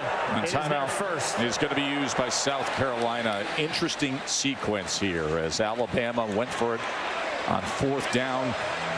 Ryan Williams, he had the issues with dropping passes. The big one against Georgia had a 62-yard would-be touchdown. Vandy, there was a third down play. You know what happened against Florida State. Recently he was playing better, but moments ago could not haul it in. And Sellers takes the ball and does this. Yeah, and listen, all season long, they haven't been able to throw this ball or get it thrown very much because Lenore Sellers really hasn't had a lot of time. We saw him on a 64-yard catch just like that against Virginia Tech in week 1, but look at the long strides. He's 6'5" and 235 pounds, and when he gets going top-end speed, nobody can run with him. So here we go. Unranked South Carolina trying to tie it up against number 4 Alabama.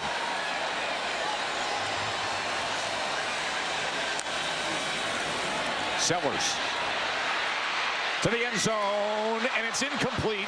He was trying to get his little brother Jaden. It's a really small window he's throwing into. Bray Hubbard's closing in on one side, Keon Sapp closing in on the other, and little brother Jaden is only 5'11". He tried to stretch out as far as he could. This is just going to be right in the middle in the back of the end zone. These windows close quickly just over the outstretched arms. There's just been a few throws in this game. Lenore Sellers has barely been off. That's certainly one he wished he had back. And Shane Beamer, we saw him on tape when they had to call a timeout. When they were first lined up to go for a 2-point play, it's as if he knew they had a look that a play was going to work, and then because they had to call the timeout, they maybe had to change the play, and another missed opportunity.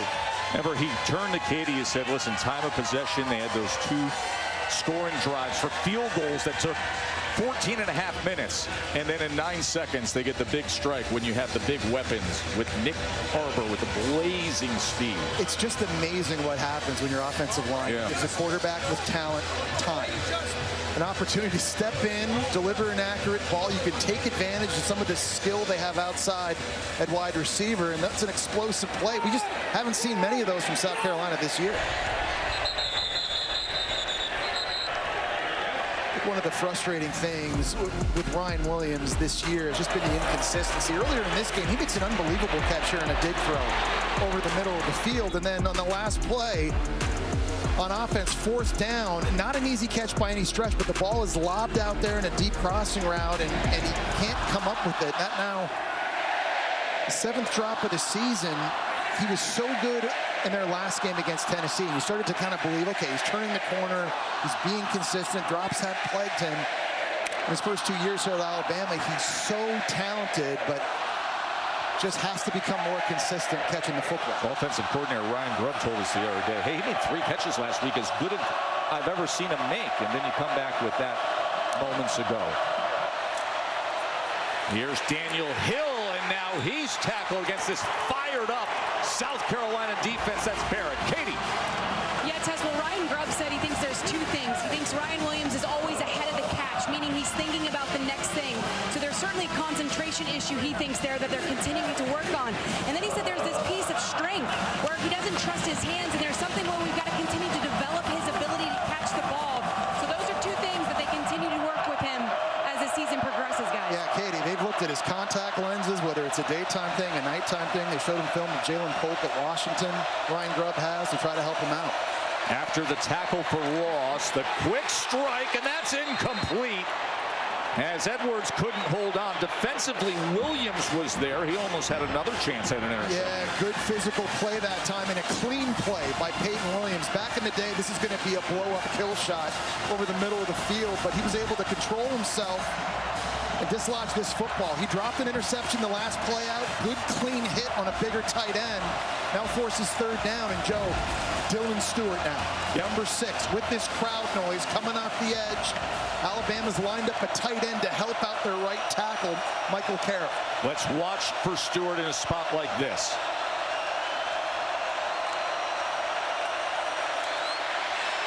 Third and 11, it's incomplete as Simpson was hit as he throws.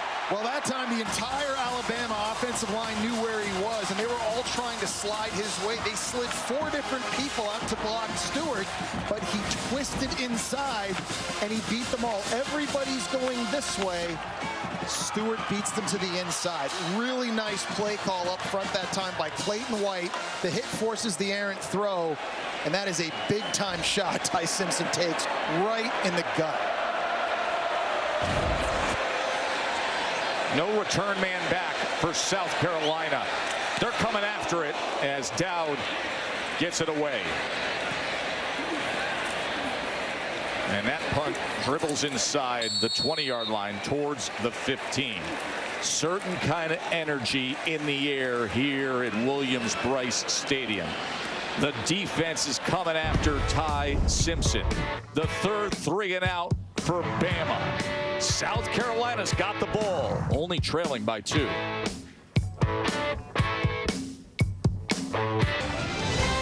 Jesse, you know what our evening plans are. We're going to see if Garrett Nussmeier can get things done battling the number 3 ranked Texas A&M Aggies. That is tonight right here on ABC as he makes his arrival. Well, this thing got off to a bit of a shaky start for South Carolina on a pick 6 that Rasul Faison needed to catch. Jones ends up taking it in, and then a big throw at the end of the first half. Josh Cuevas from Ty Simpson, but on the last drive, after a drop pass by Ryan Williams, the very first play, they go deep to Nick Harbor on the post to get the score. Missed the 2-point conversion, but they're playing with confidence. Sellers sprinting to the right, and that was tipped as he tried to get it. It was Justin Jefferson that got his hands on that play that time. And you're just seeing again from Mike Shula, he's trying everything here to help out this offensive line. It's max protection on the post throw to Nick Harbor, and that time moving the pocket, trying to make it easy for his quarterback. This has been the struggle all year long offensively, is just trying to find ways to bring this passing attack alive.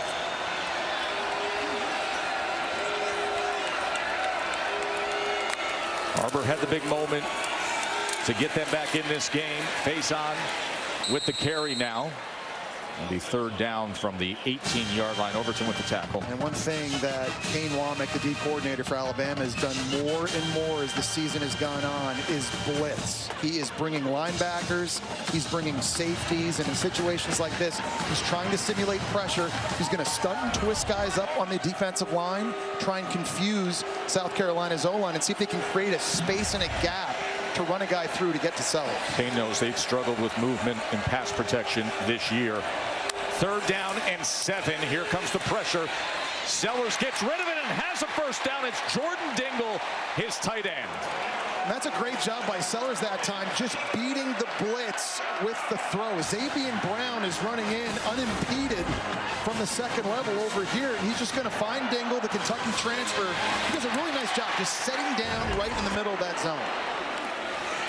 Faison, and he's driven back right at the line of scrimmage that time by Keenan.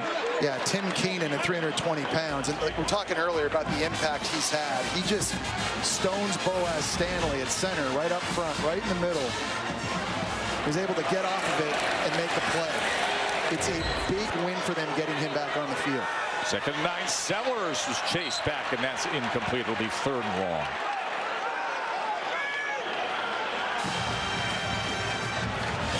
Third down, and this has been the issue, 3rd and longs. All year, 33% on 3rd down. And the average to-go distance is 3rd and 9. They've just been living in this situation way too much. Penalty flag down at the 31-yard line.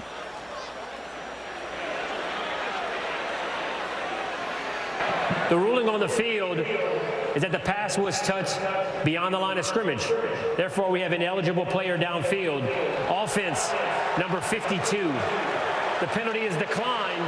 It'll be 3rd down. I think that time there were actually 2 bodies downfield, Nick Sharp and Trovon Baugh, and offensive linemen are allowed to get downfield 3 yards. The forward pass is thrown across the line of scrimmage. That time, 2 guys. Bama declines the penalty, and here's that 3rd and long situation that they've just been living in all season. 3 for 10 on 3rd down today. 3rd and 9. 4-man rush for Lenore. Sellers hit as he tried to throw, and it's incomplete. Yanze Pierre, who had 3 sacks against Tennessee again, he's working a stunt. Comes inside against Trovon Baugh right here. He's not able to get the sack, but he's able to push the guard right back into the QB. Sellers can't get a clean throw away. Give credit to the Alabama defense after the offense had the recent struggle. And their pass rush, Joe, in the last 3 games has gotten better, too. That was their big issue a year ago in the first half of the season. But these last 3 games now, they're getting a lot more consistent getting after the QB. Love punts away. And it harmlessly goes out of bounds. Well, I'm really impressed with South Carolina's defense, especially up front on the defensive line. Nick Barrett, number 93, has taken this game over. Look at this penetration, getting the tackle on Caden Proctor. Here he is beating Proctor across his face for a big tackle for loss. I know we talk a lot about Dylan Stewart. Brian Thomas has made some plays as well, but Nick Barrett has just been living in Alabama's backfield in this one. Senior leader. Played 3 years and actually redshirted last year because of all the depth they had on the defensive line. Comes back bigger, better, vocal voice, and now proving it with his action on the field. Ty Simpson on first down, gets the ball out quickly and does so to Ryan Williams. You know, I always love that when quarterbacks go right back to a guy after he's dropped a pass. And not that you're worried about Ryan Williams' confidence. I'm sure he's supremely confident, but you just want to get the good mojo back, right? So just throw him a quick stick route, get a couple of yards. Here we go. 7-yard reception for Williams. Jam Miller now out of the backfield as a flag is down as Miller takes it ahead for what now is a first down for Alabama, but the flag's back at the 23. Personal foul, hands to the face, offense, number 64. The penalty will be enforced half the distance to the goal from the previous spot, remains second down. Michael Carroll, a true freshman who just gets his right hand right into the face mask of Dylan Stewart. And this true freshman, big time recruit. The #1 guard prospect coming out of high school. But you're out on an island against one of the best pure pass rushers, not just in the SEC, but in college football. And you are going to have your hands full.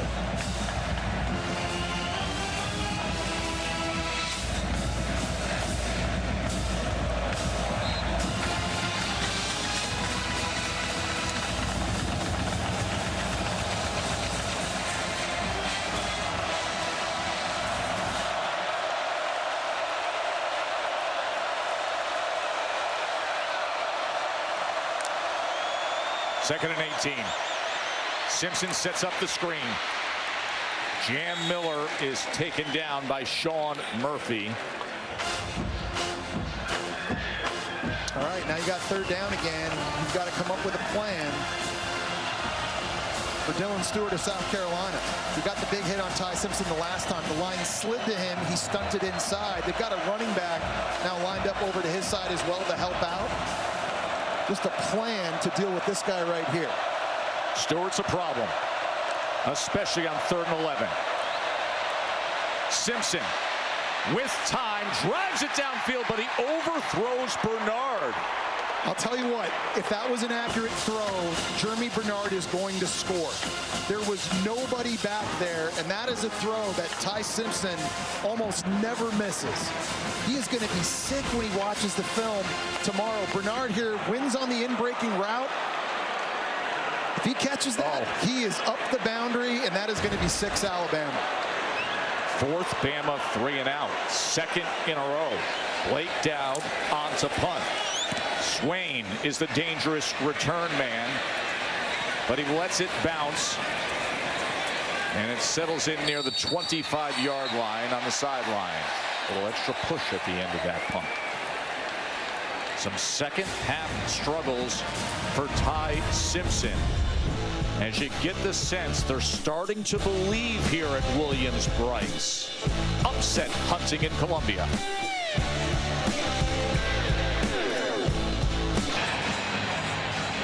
Taco Bell Litmos Student Section. Only one student section can claim the title of Litmos Student Section of the Year. Who's going to take home that trophy this year? There's some good candidates here at South Carolina. It is 14-12. The South Carolina team was struggling with their offensive line play. Struck big with a 54-yard touchdown to Nick Harbor.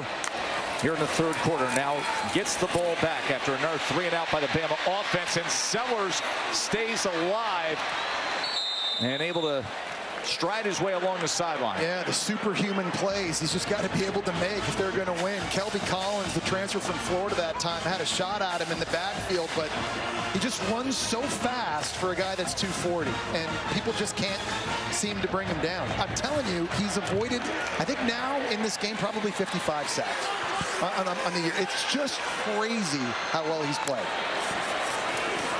They go with the tap pass to Fuller, and Fuller trying to get to that edge for that line to gain. He's going to be very close, maybe a football short.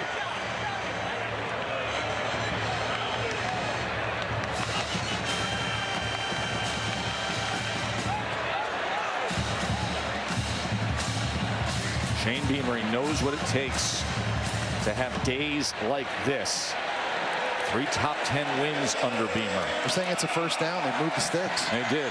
By the way, those 3 top 10 wins that he's had against top 10 opponents, they all came when South Carolina was unranked, as they are, of course, today at 3 and 4. Sellers going to try to run it straight ahead. He's wrapped up by Jefferson. Well, it's true. Listen, when there were divisions in the SEC, it was hard for South Carolina to win in the East. Now you take the divisions away. You've got to play Bama and LSU and Oklahoma, Ole Miss. I mean, it's just ridiculous what they're having to go through. But in these big games, under Beamer, they played well. 2nd and 8. This is where he's so dangerous. Sellers slides down after picking up good yardage. And South Carolina, here they are, past midfield. Late third quarter, only trailing by 2. Well, Alabama just gets out of their rush lanes. They're trying to bring pressure out here. There's nobody up the middle of the field for Sellers, and this is just way too easy of a decision for him to just tuck it and go. 17-yard run by Lenora Sellers. And now he gets it to little brother Jaden, who slithers ahead and dives inside the 40. Yeah, nice job there by Dre Jacobs and the tight end Brady Hunt, getting out in front on the perimeter and getting some blocks. Going to the quick game now, spitting the football out to the outside and letting some of your speed go to work.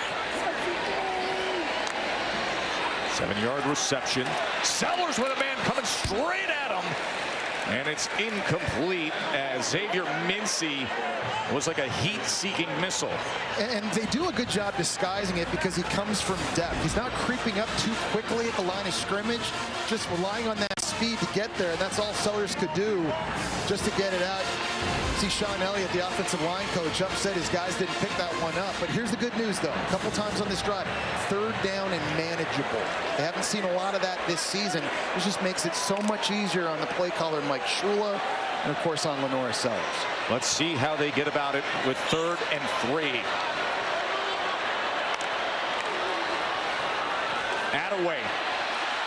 Attaway's got the first down and more, as trying to punch it out was Yanze Pierre, but it's a first down, South Carolina.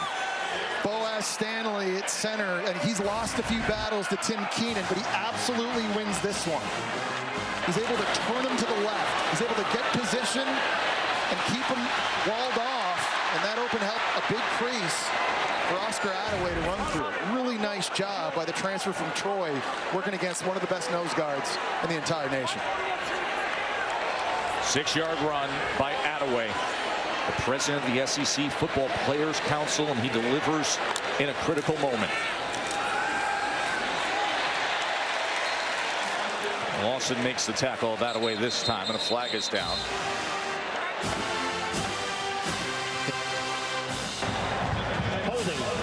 Offense, number 50, 10-yard penalty from the previous spot. First down. Just when we were praising him, Jesse. Boaz Stanley again, after that big block that time, he had LT Overton just running a stunt right into his face, and they called that for holding. And Joe, honestly, going back and watching it in the replay here up in the booth, I'm not so sure that was. They've all of a sudden found some success here running the football right into the teeth of Alabama's defense, but the penalty now obviously sets them back 1st and 20.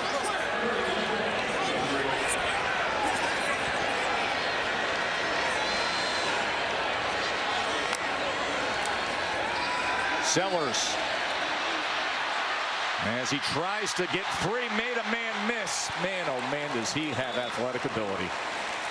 Well, and Mike Shula's trying a bunch of different things to give him help. He brought Jordan Dingle at tight end in motion that time to try and seal the edge on Yanze Pierre, and it actually worked for a split second. It gave Sellers just a split-second opportunity to get into the second level. Pierre almost brings him down, but somehow, some way, the guy just never goes down.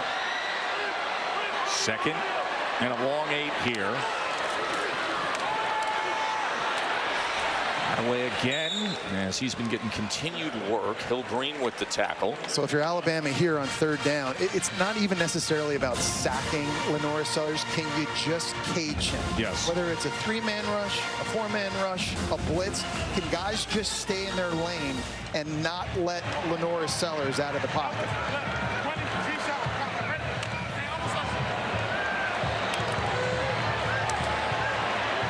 Third down and 6.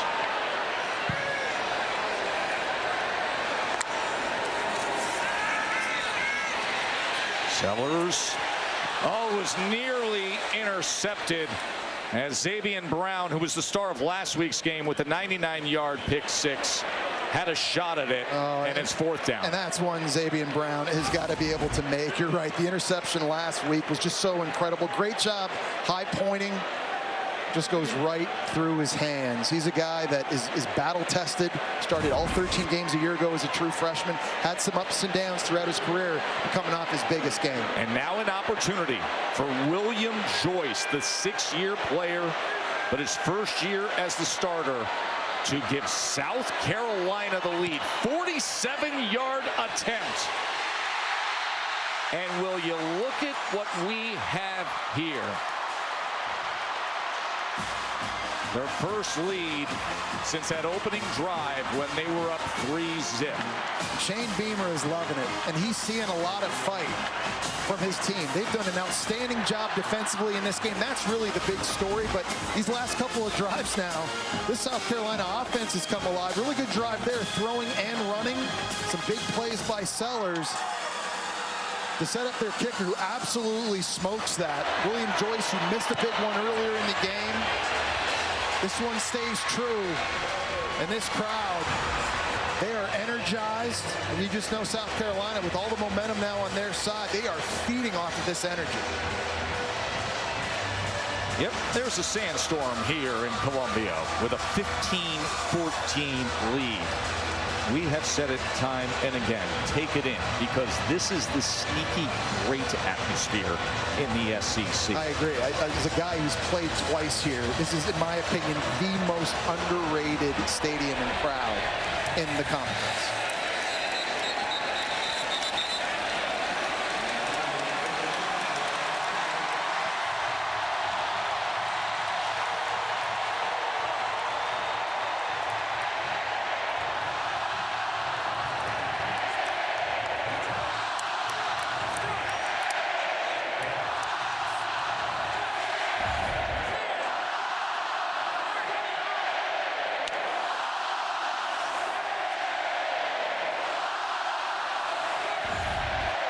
If you're sitting back in some part of the country where you say, you know what, a bucket list is an SEC game with it all on the line, that's what it sounds like.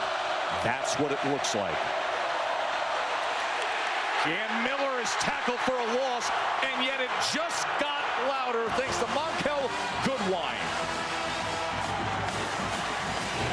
You know, Tess Jesse, Alabama offensive line coach Chris Kapilovic just told his group between series, we need to run off the ball, not side to side. Go beat them into the gaps. They need more from this group up front. That's a good point, Katie. Right now, South Carolina is slanting the gaps, and they're winning. 5 tackles for loss. And now to the outside, he connects with Ryan Williams, does Simpson. I just want to remind people, I know Bama has 14 points. Their offense has only scored 7, though. That's how well this defense has been playing all game long. Clayton's White's unit is flying around. Tremendous defensive coordinators, Clayton White for South Carolina, and now his defense can get off the field again. It's a 3rd and 7. Simpson wants a whole lot more than 7, and it's incomplete.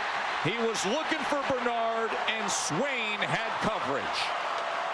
Bakari Swain has made a couple of huge plays in this one. The sack, fumble, and this time Jeremy Bernard got behind him.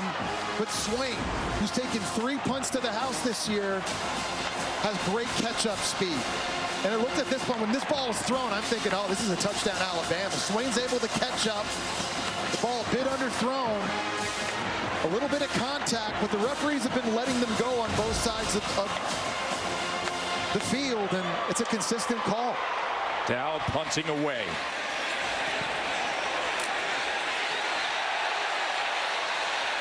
There's a lot of contact down there with Swain and the Alabama coverage team. Of course, still to come, it is the showdown for Texas A&M. They're 7-0. They're 4-0 in the SEC. But Coach Kelly has the LSU Tigers there at home under the lights and ready to go. LSU and Texas A&M coming up right here on ABC. Obviously suffered a big-time loss last week in a game you, Katie, and I saw up at Vanderbilt, and an opportunity now against number 3 ranked Aggies. Turn it around. By the way, Alabama, Jesse, their 5th 3-and-out moments ago, their 3rd in a row. This South Carolina defense, time and again, is getting the ball back to Lenoris Sellers and the Gamecocks offense in this drama-filled second half.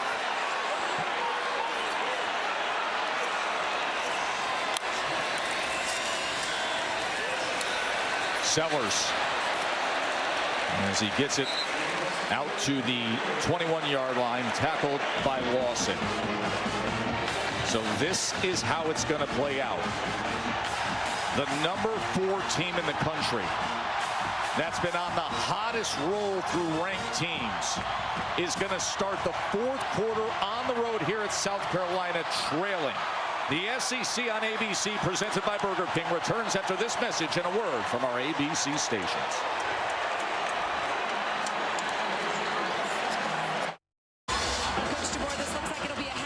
What do you need to see from both sides here in this final quarter? Well, we gave up the one play, really, defensively. Otherwise, we've done a nice job that game. Offensively, we got to find a rhythm. We got to get into just throwing and catching it and doing a better job running the football because we're struggling there. Thank you. Thank you. Coach DeBoer is listening to the classic for an entire generation here at South Carolina. The Euro Dance Trance Classic Sandstorm that takes over this place on days like this. We are starting the 4th quarter with Lenoris Sellers on the go and South Carolina with a 1-point lead. And for them to keep that lead, they just got to keep these 3rd downs manageable and give them an opportunity. And I love just putting the ball in Lenoris Sellers' hands here. He's the best athlete on the field. So whether it's running the football, whether it's getting him on the move, giving him run-pass options on the outside, put the ball in the hands of your best player and go win the game. A year ago at Alabama, he nearly led a comeback in the final seconds. Here, he has the lead in the final quarter. 3rd and 4.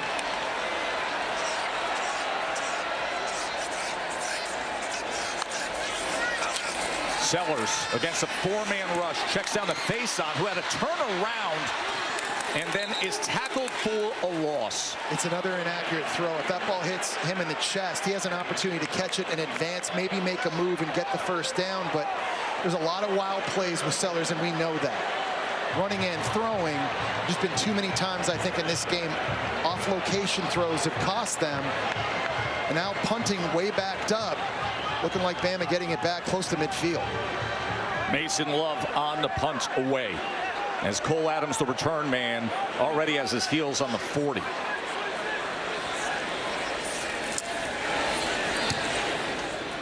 Love with a knuckler. A lot of contact there. South Carolina jumps on it, claiming it is their ball. And it is! The ball hit an Alabama player. Is the ball hit a kicking team player, correction, a receiving team player recovered by the kickers? 1st down, South Carolina at the spot of recovery. Nick Harbor was down there to jump on it. What a moment, Jesse. And I don't know if this hit Cole Adams or if it's number 3. I think that's Mbakwe, number 3, right there on the hit. That absolutely does hit him. And South Carolina able to jump on this. A huge break here for the Gamecocks. So all of a sudden, South Carolina, after the turnover, it hit the backup receiver, special teamer, Jalen Mbakwe, and South Carolina takes possession at the Alabama 30.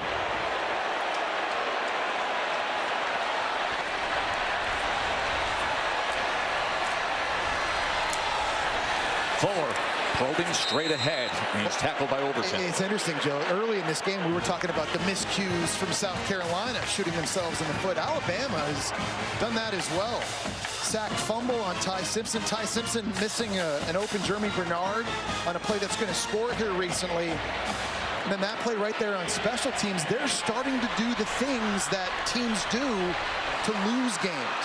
One of the best turnover margin teams in the country. Now going the other way today. 2nd and 8. Sellers thinking about running it himself. Escapes that pocket, collapsing, and then takes Bray Hubbard for a ride. As at the end of that play, the players jumping ahead on that ball, but they're going to mark him down at the 20.5-yard line. Lenora Sellers that time breaks tackles from James Smith, from Yanze Pierre, and from Justin Jefferson. 3 guys on Alabama had an opportunity and a crack at number 16, and still somehow is able to get north. Big James Smith, that defensive line, they've got to deal with a very fiery Lenora Sellers, looking for a massive upset here. 3rd and 1. Fuller. He is tripped up, wrapped up, but drives ahead. He backed right into the defensive line, and the leg drive earned them the first down. Well, Deontay Lawson had a shot at him in the backfield, and Fuller was able to break that tackle and then just showed great leg drive, as you said. There's the missed tackle right there by Lawson. Puts his arm down, stays on his feet somehow, fights through Smith, fights through Hubbard, Dijon Lee, everybody, to get that first. And Shane Beamer, man, this has been an emotional roller coaster for South Carolina's head coach all game long, but on a high there. South Carolina hasn't beaten a top 4 team since 2019. Sellers pitches to Fuller. Fuller, as he spins ahead near the 10-yard line, tackled by Sabb. They've had red zone issues all season. They've had red zone issues in this game, but how big would it be for them to score a touchdown after getting the turnover on special teams and capitalizing? We talk about seizing and controlling the momentum, and there's been a shift here lately.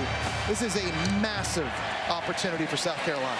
As that clock ticks down to under 11 minutes, and unranked South Carolina been struggling in recent weeks, but with Lenora Sellers, one of the most athletic, dynamic players in the country, trying to lead the way here in the 4th quarter.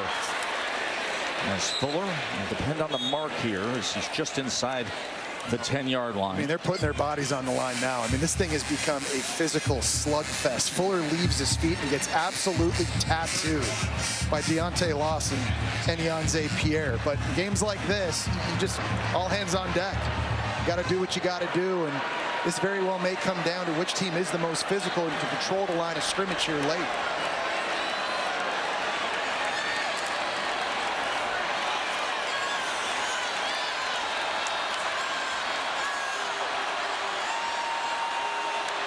They're down and 1. Sellers to the outside. Lenoris to the end zone.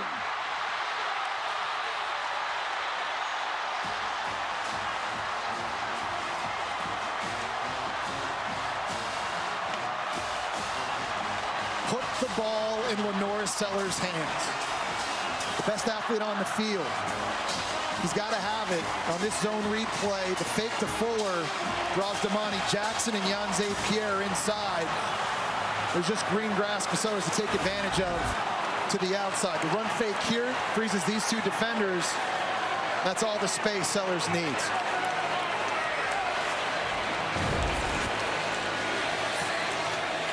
And Joyce makes it an 8-point lead. South Carolina has outscored Alabama 16-zip this half. Special teams playing a role. It hit Mbakwe. Harbor jumped on him. Remember, he had the 54-yard touchdown. And then big man on campus, 10-yard touchdown run.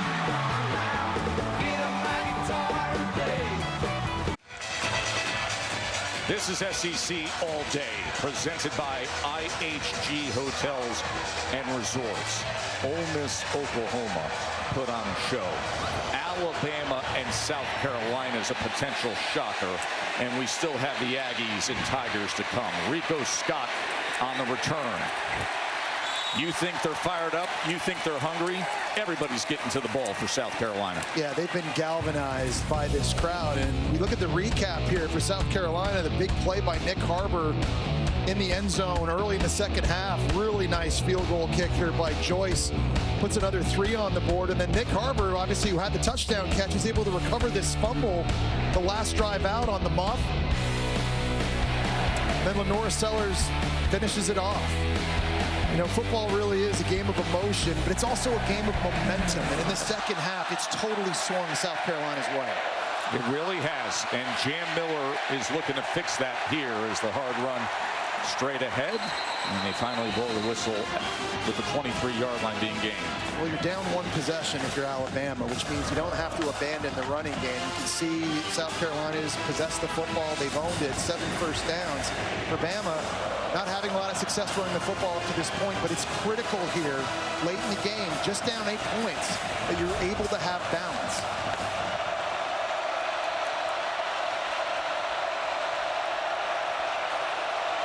Second and 7 as Cuevas, the tight end, splits all the way out. And they bring the receivers in. Simpson has to step up, launches downfield. Oh, and it's batted away at the last possible moment by Jalen Kilgore, or else Jeremy Bernard may have been strutting across the goal line. And Jalen Kilgore got beat across his face on a post, but the recovery speed and able to tip this thing away. This is an unbelievably athletic play. Watch him climb the ladder and knock that down. Or you're absolutely right, Joe. That's going to be a walk-in score for Alabama. A game of inches. 3rd down and 7.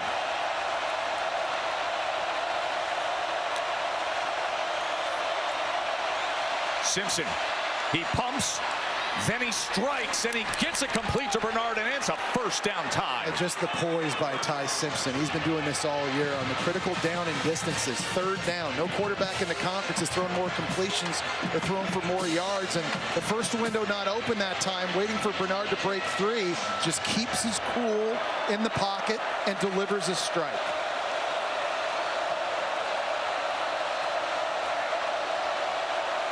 A 13-yard reception by Bernard. For Alabama, first down.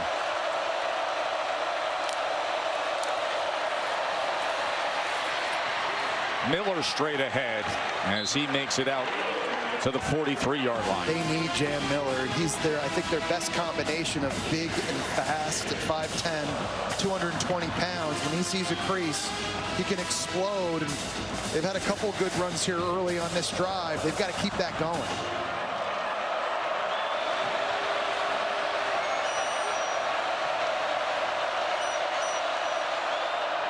Empty set for Simpson on 2nd and 4. Quickly turns to the slant, and it's incomplete as Bernard could not hold on, and Swain was there defensively. Well, and that's the first drop of the season for Jeremy Bernard. The drops by Ryan Williams, very well documented. Good slant route. It's a good throw, good decision. It's usually a play Jeremy Bernard makes. Now Ty Simpson has had to deal with some hostile environments this year, on the road at Georgia, on the road at Missouri. I don't know if any of them has been as loud as this. Take it in.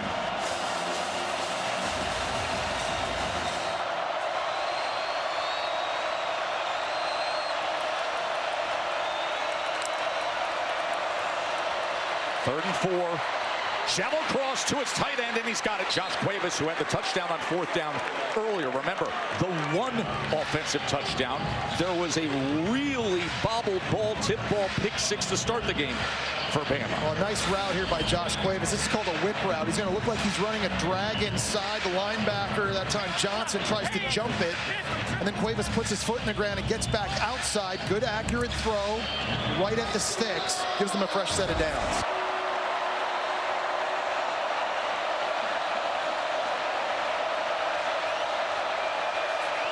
Coming up on 7 minutes to play. Daniel Hill, as he takes advantage of the block, and at 244 pounds, running downhill for a tied first down. I want you to see the center, Parker Brailsford, and his athleticism on this last play. He's pulling to get to the outside. Was able to get a kick-out block. It really helped spring that thing free. 11-yard run by Hill. That is the longest run of the game. The clock ticks down, and Bama tries to tie this game. Here's Ryan Williams in space, a stiff arm, and then an extra effort by Ryan Williams, and that will be a first down. Well done by Williams. Well, we talked about him being the most explosive player in this offense. It's just a little bubble, and you got a tight end out in front blocking, just putting him one-on-one with DQ Smith. And I think the superpower of Ryan Williams is just how sudden he is. He's so explosive. When he has the ball in his hands, everybody holds their breath. He's one play away from taking it to the house. Give credit to the true freshman tight end Caleb Edwards for his effort downfield. 3 straight first downs now for Bama.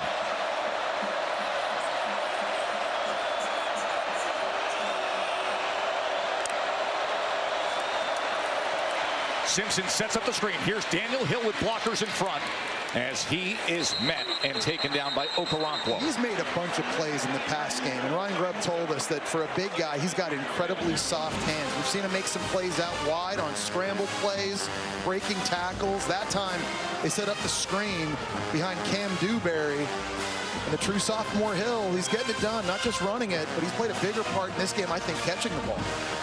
He's going to take a break as Jam Miller comes in. This will be the 10th play of this critical drive for Alabama to answer back after the turnover and a touchdown run by Sellers.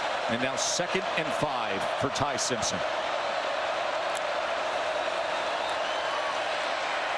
Simpson checks down to Miller. Miller gets around Cuevas, and Miller lowers the shoulders and makes a statement as Alabama's on the go. Yeah, he ran right through Peyton Williams that time outside. And this drive is starting to look like the drives we've seen all season. Owning the football, owning possession, bleeding the clock. They came into this thing with a time of possession of 33 minutes and 36 seconds a game, second best in the conference. Finally, Alabama's starting to look like what we've seen all year. Play action. Simpson. He's going to tuck and run. Simpson inside the 10-yard line. Good awareness. That's been one area he's struggled on plays where he gets to the outside and he's tried to throw the football when he should just run and get what he can. And this time on the bootleg, maybe a receiver out in the flat. You got Proctor all the way out there. Look at 74 blocking against Brian Thomas to try and give Simpson the edge. Buys him the time. Put this thing now inside the 10-yard line.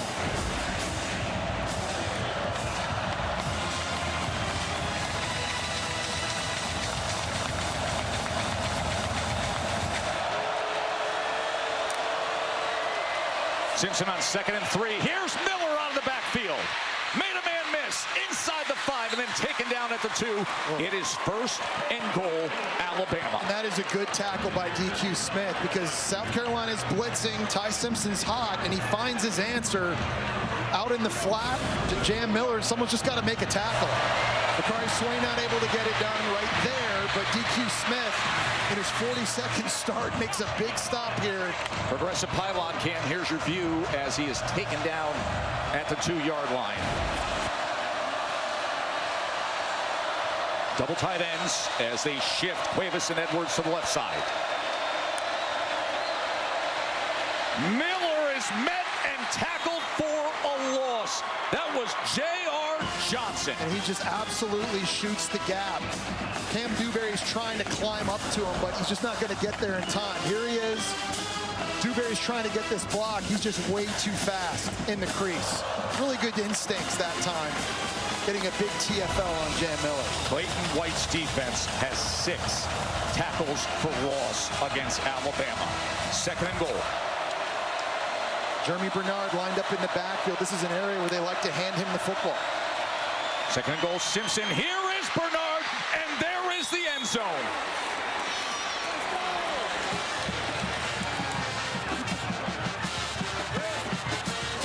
really nice play design here by the offensive coordinator, Ryan Grubb, and they put Jeremy Bernard in motion. They're just going to run him on a little flat route and try to clear everything out to the left side. Just doing this. He's going to wiggle here and come underneath for the score. And now Alabama will have their first two-point attempt conversion of the season, and it's to tie the game on the road at South Carolina.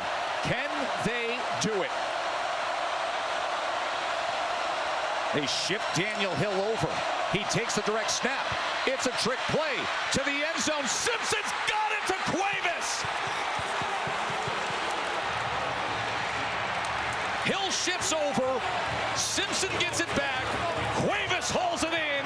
22-22. Deuces everywhere. We got drama. And they faked it to number 2 that time. Ryan Williams in the slot coming around. Everyone's thinking this is going to be a reverse to him. And it was Ty Simpson that holds on to it. He's coming this way. Cuevas just works his way into the flat. It's a really good play design on a 2-point attempt, and we are all knotted up in Columbia. Do not go anywhere. Mike the Tiger is ready to roar down there in Baton Rouge. Remember, the undefeated Texas A&M Aggies still to come right here on ABC against LSU. The Aflac trivia question: which program has the most home wins at night in the last 20 seasons? The Death Valley is a tough place to go. I know that. We lost there as the #1 team in the country back in 1997 at night. Not fun.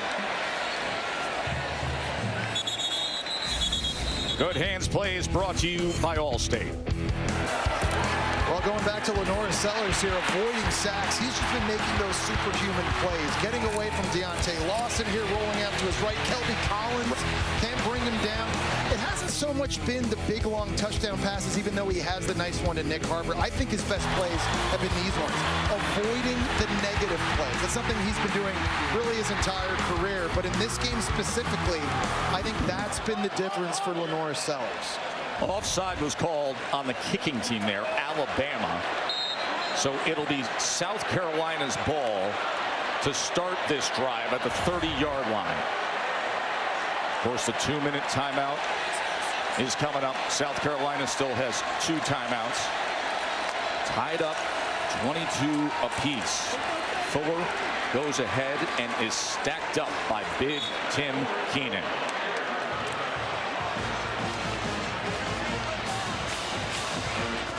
You're going to have the 2-minute timeout to discuss if you're South Carolina. 2 timeouts in your back pocket still. Trying to get into field goal range. See if we can steal this win. Can the #4 team in the country stay pretty here in Columbia?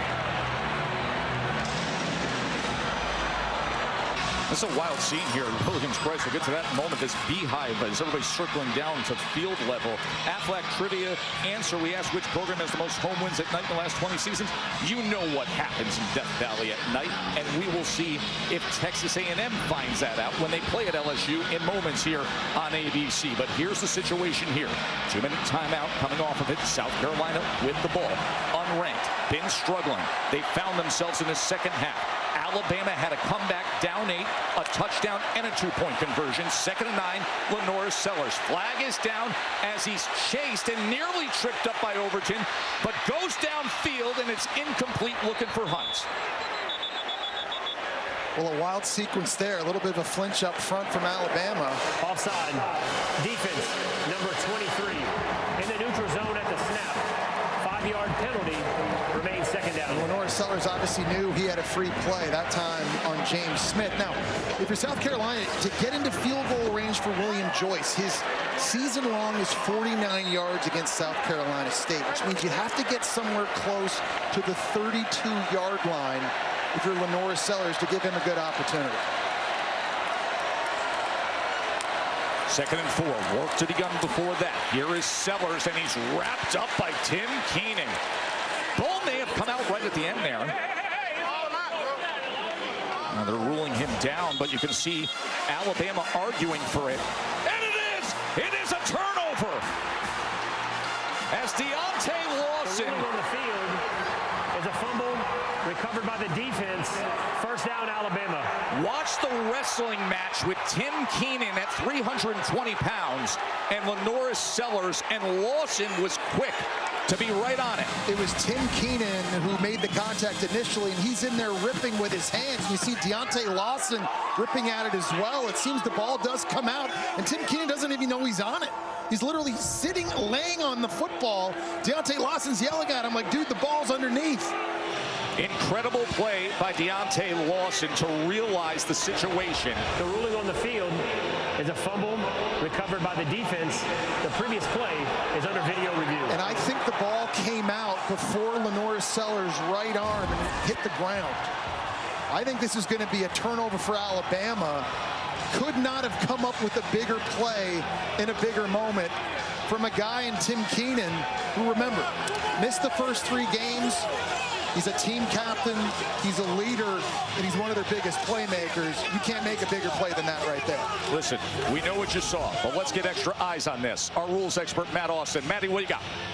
Yeah, Joe, I agree with Jesse. I think that the ball came out before a knee or elbow or anything hit. So I do think this call is going to be upheld, and it's going to be Alabama's ball. Now, as for Deontay Lawson, he sees Keenan wrestling with Sellers, trying to pull on him. He gets the extra arm in there. After video review, the ruling on the field is upheld. First down, Alabama. As big of a play as you can make. Deontay Lawson, the forced fumble. Keenan's laying on top of it, and Bama's in business at the 38-yard line. Turnover margin has been so big for Alabama all year. 3rd best in the nation in that. Remember, pick 6 in the first quarter of this game by the defense. And they force a massive fumble here late, now giving the football back to Ty Simpson on South Carolina's 38-yard line.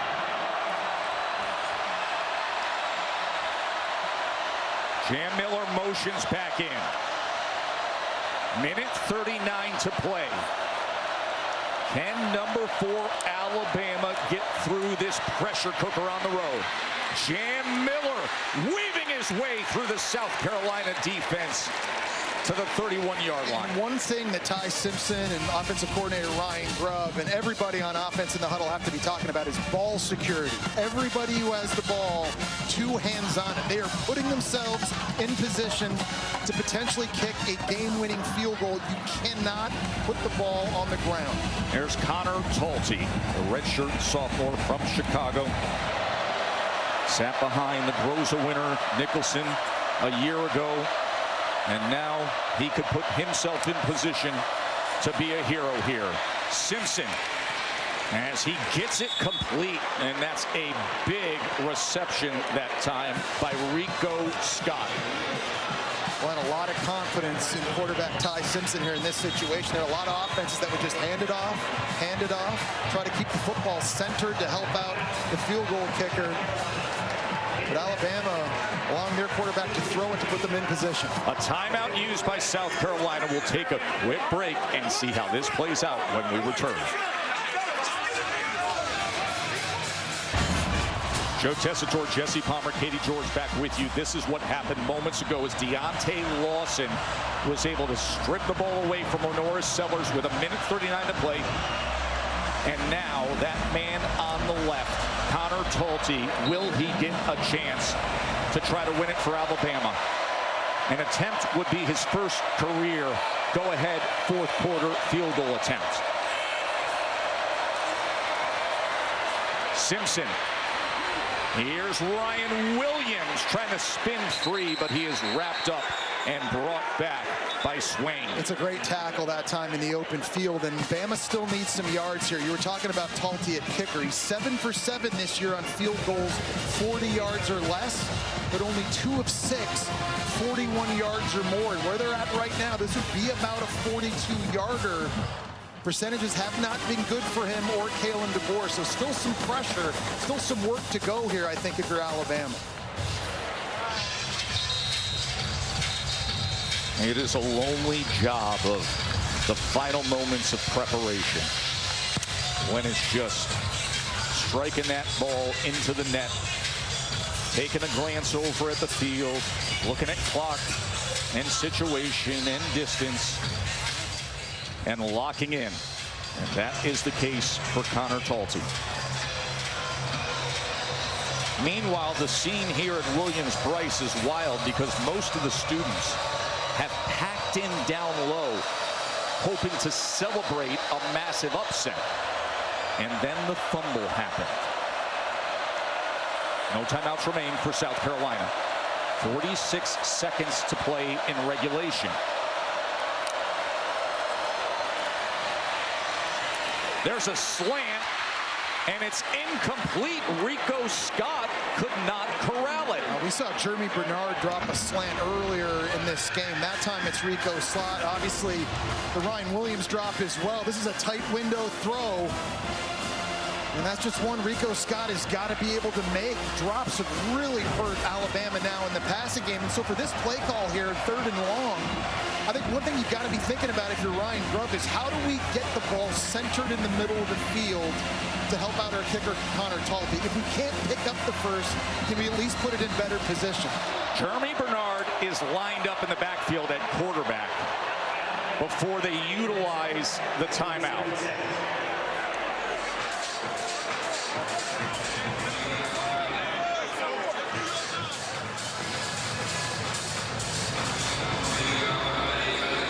What a wild, wild fourth quarter we've had after South Carolina rallied all the way back. And now you see Connor Talty, redshirt sophomore, kicker for Alabama, grabbed a hold of this job this year, but for the first time, a pressure kick. A potential game winner. That last time out on the field before the timeout, it was Jeremy Bernard in at Wildcat. And you just wonder if he was just going to catch that snap, just try to run to the left. He's back in the Wildcat again right now. So Jeremy Bernard with a direct snap.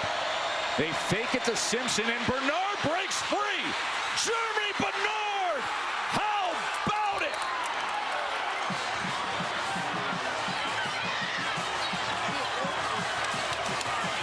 A 25-yard touchdown run by Jeremy Bernard. This is wild because he's going to fake the reverse to Ty Simpson. He gets out wide. He's one-on-one with DQ Smith. DQ Smith tries not to tackle him intentionally, thinking, hey, if we just let them score, we'll have an opportunity to get the ball back, maybe go down and seal it. Jeremy Bernard, if he just goes down in the field, the play right there, that's ball game. Let's look at his foot here. Does he stay in right? Oh, yeah. Yes. What balance, what body control from the Swiss Army knife of this offense, Jeremy Bernard. But you hear what I'm saying? Yes. If he just goes out of bounds.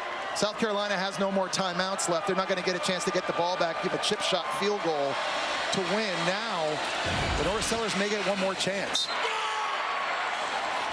As Talty adds the extra point. 34 seconds remaining.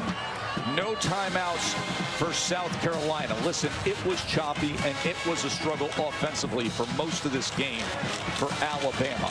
Big players play their best in big moments. No question. I go back to what Kalen DeVore told you, Katie, and I at the start of the year when we were getting ready to watch them play Florida State. He told us, I know we have a better football team this year because I know we can handle adversity better than our team could a year ago. They've got leadership in this locker room on both sides of the football, and they've certainly faced a lot of adversity. It hasn't always been pretty, but the pick six defensively, the big turnover on that last drive by Tim Keenan, and that big-time run just now from Jeremy Bernard. Ty Simpson throughout this entire game battling. This leadership has really helped them keep an edge and fight through the adversity. Deontay Lawson was a big part of that vocal message after the upset against Florida State, saying it takes more than just showing up on Saturdays. He showed up at the right time with the forced fumble with 1:39 to play. The squib kick is fielded awkwardly by Harbor down near the goal line, and that's where the coverage unit meets him inside the 10.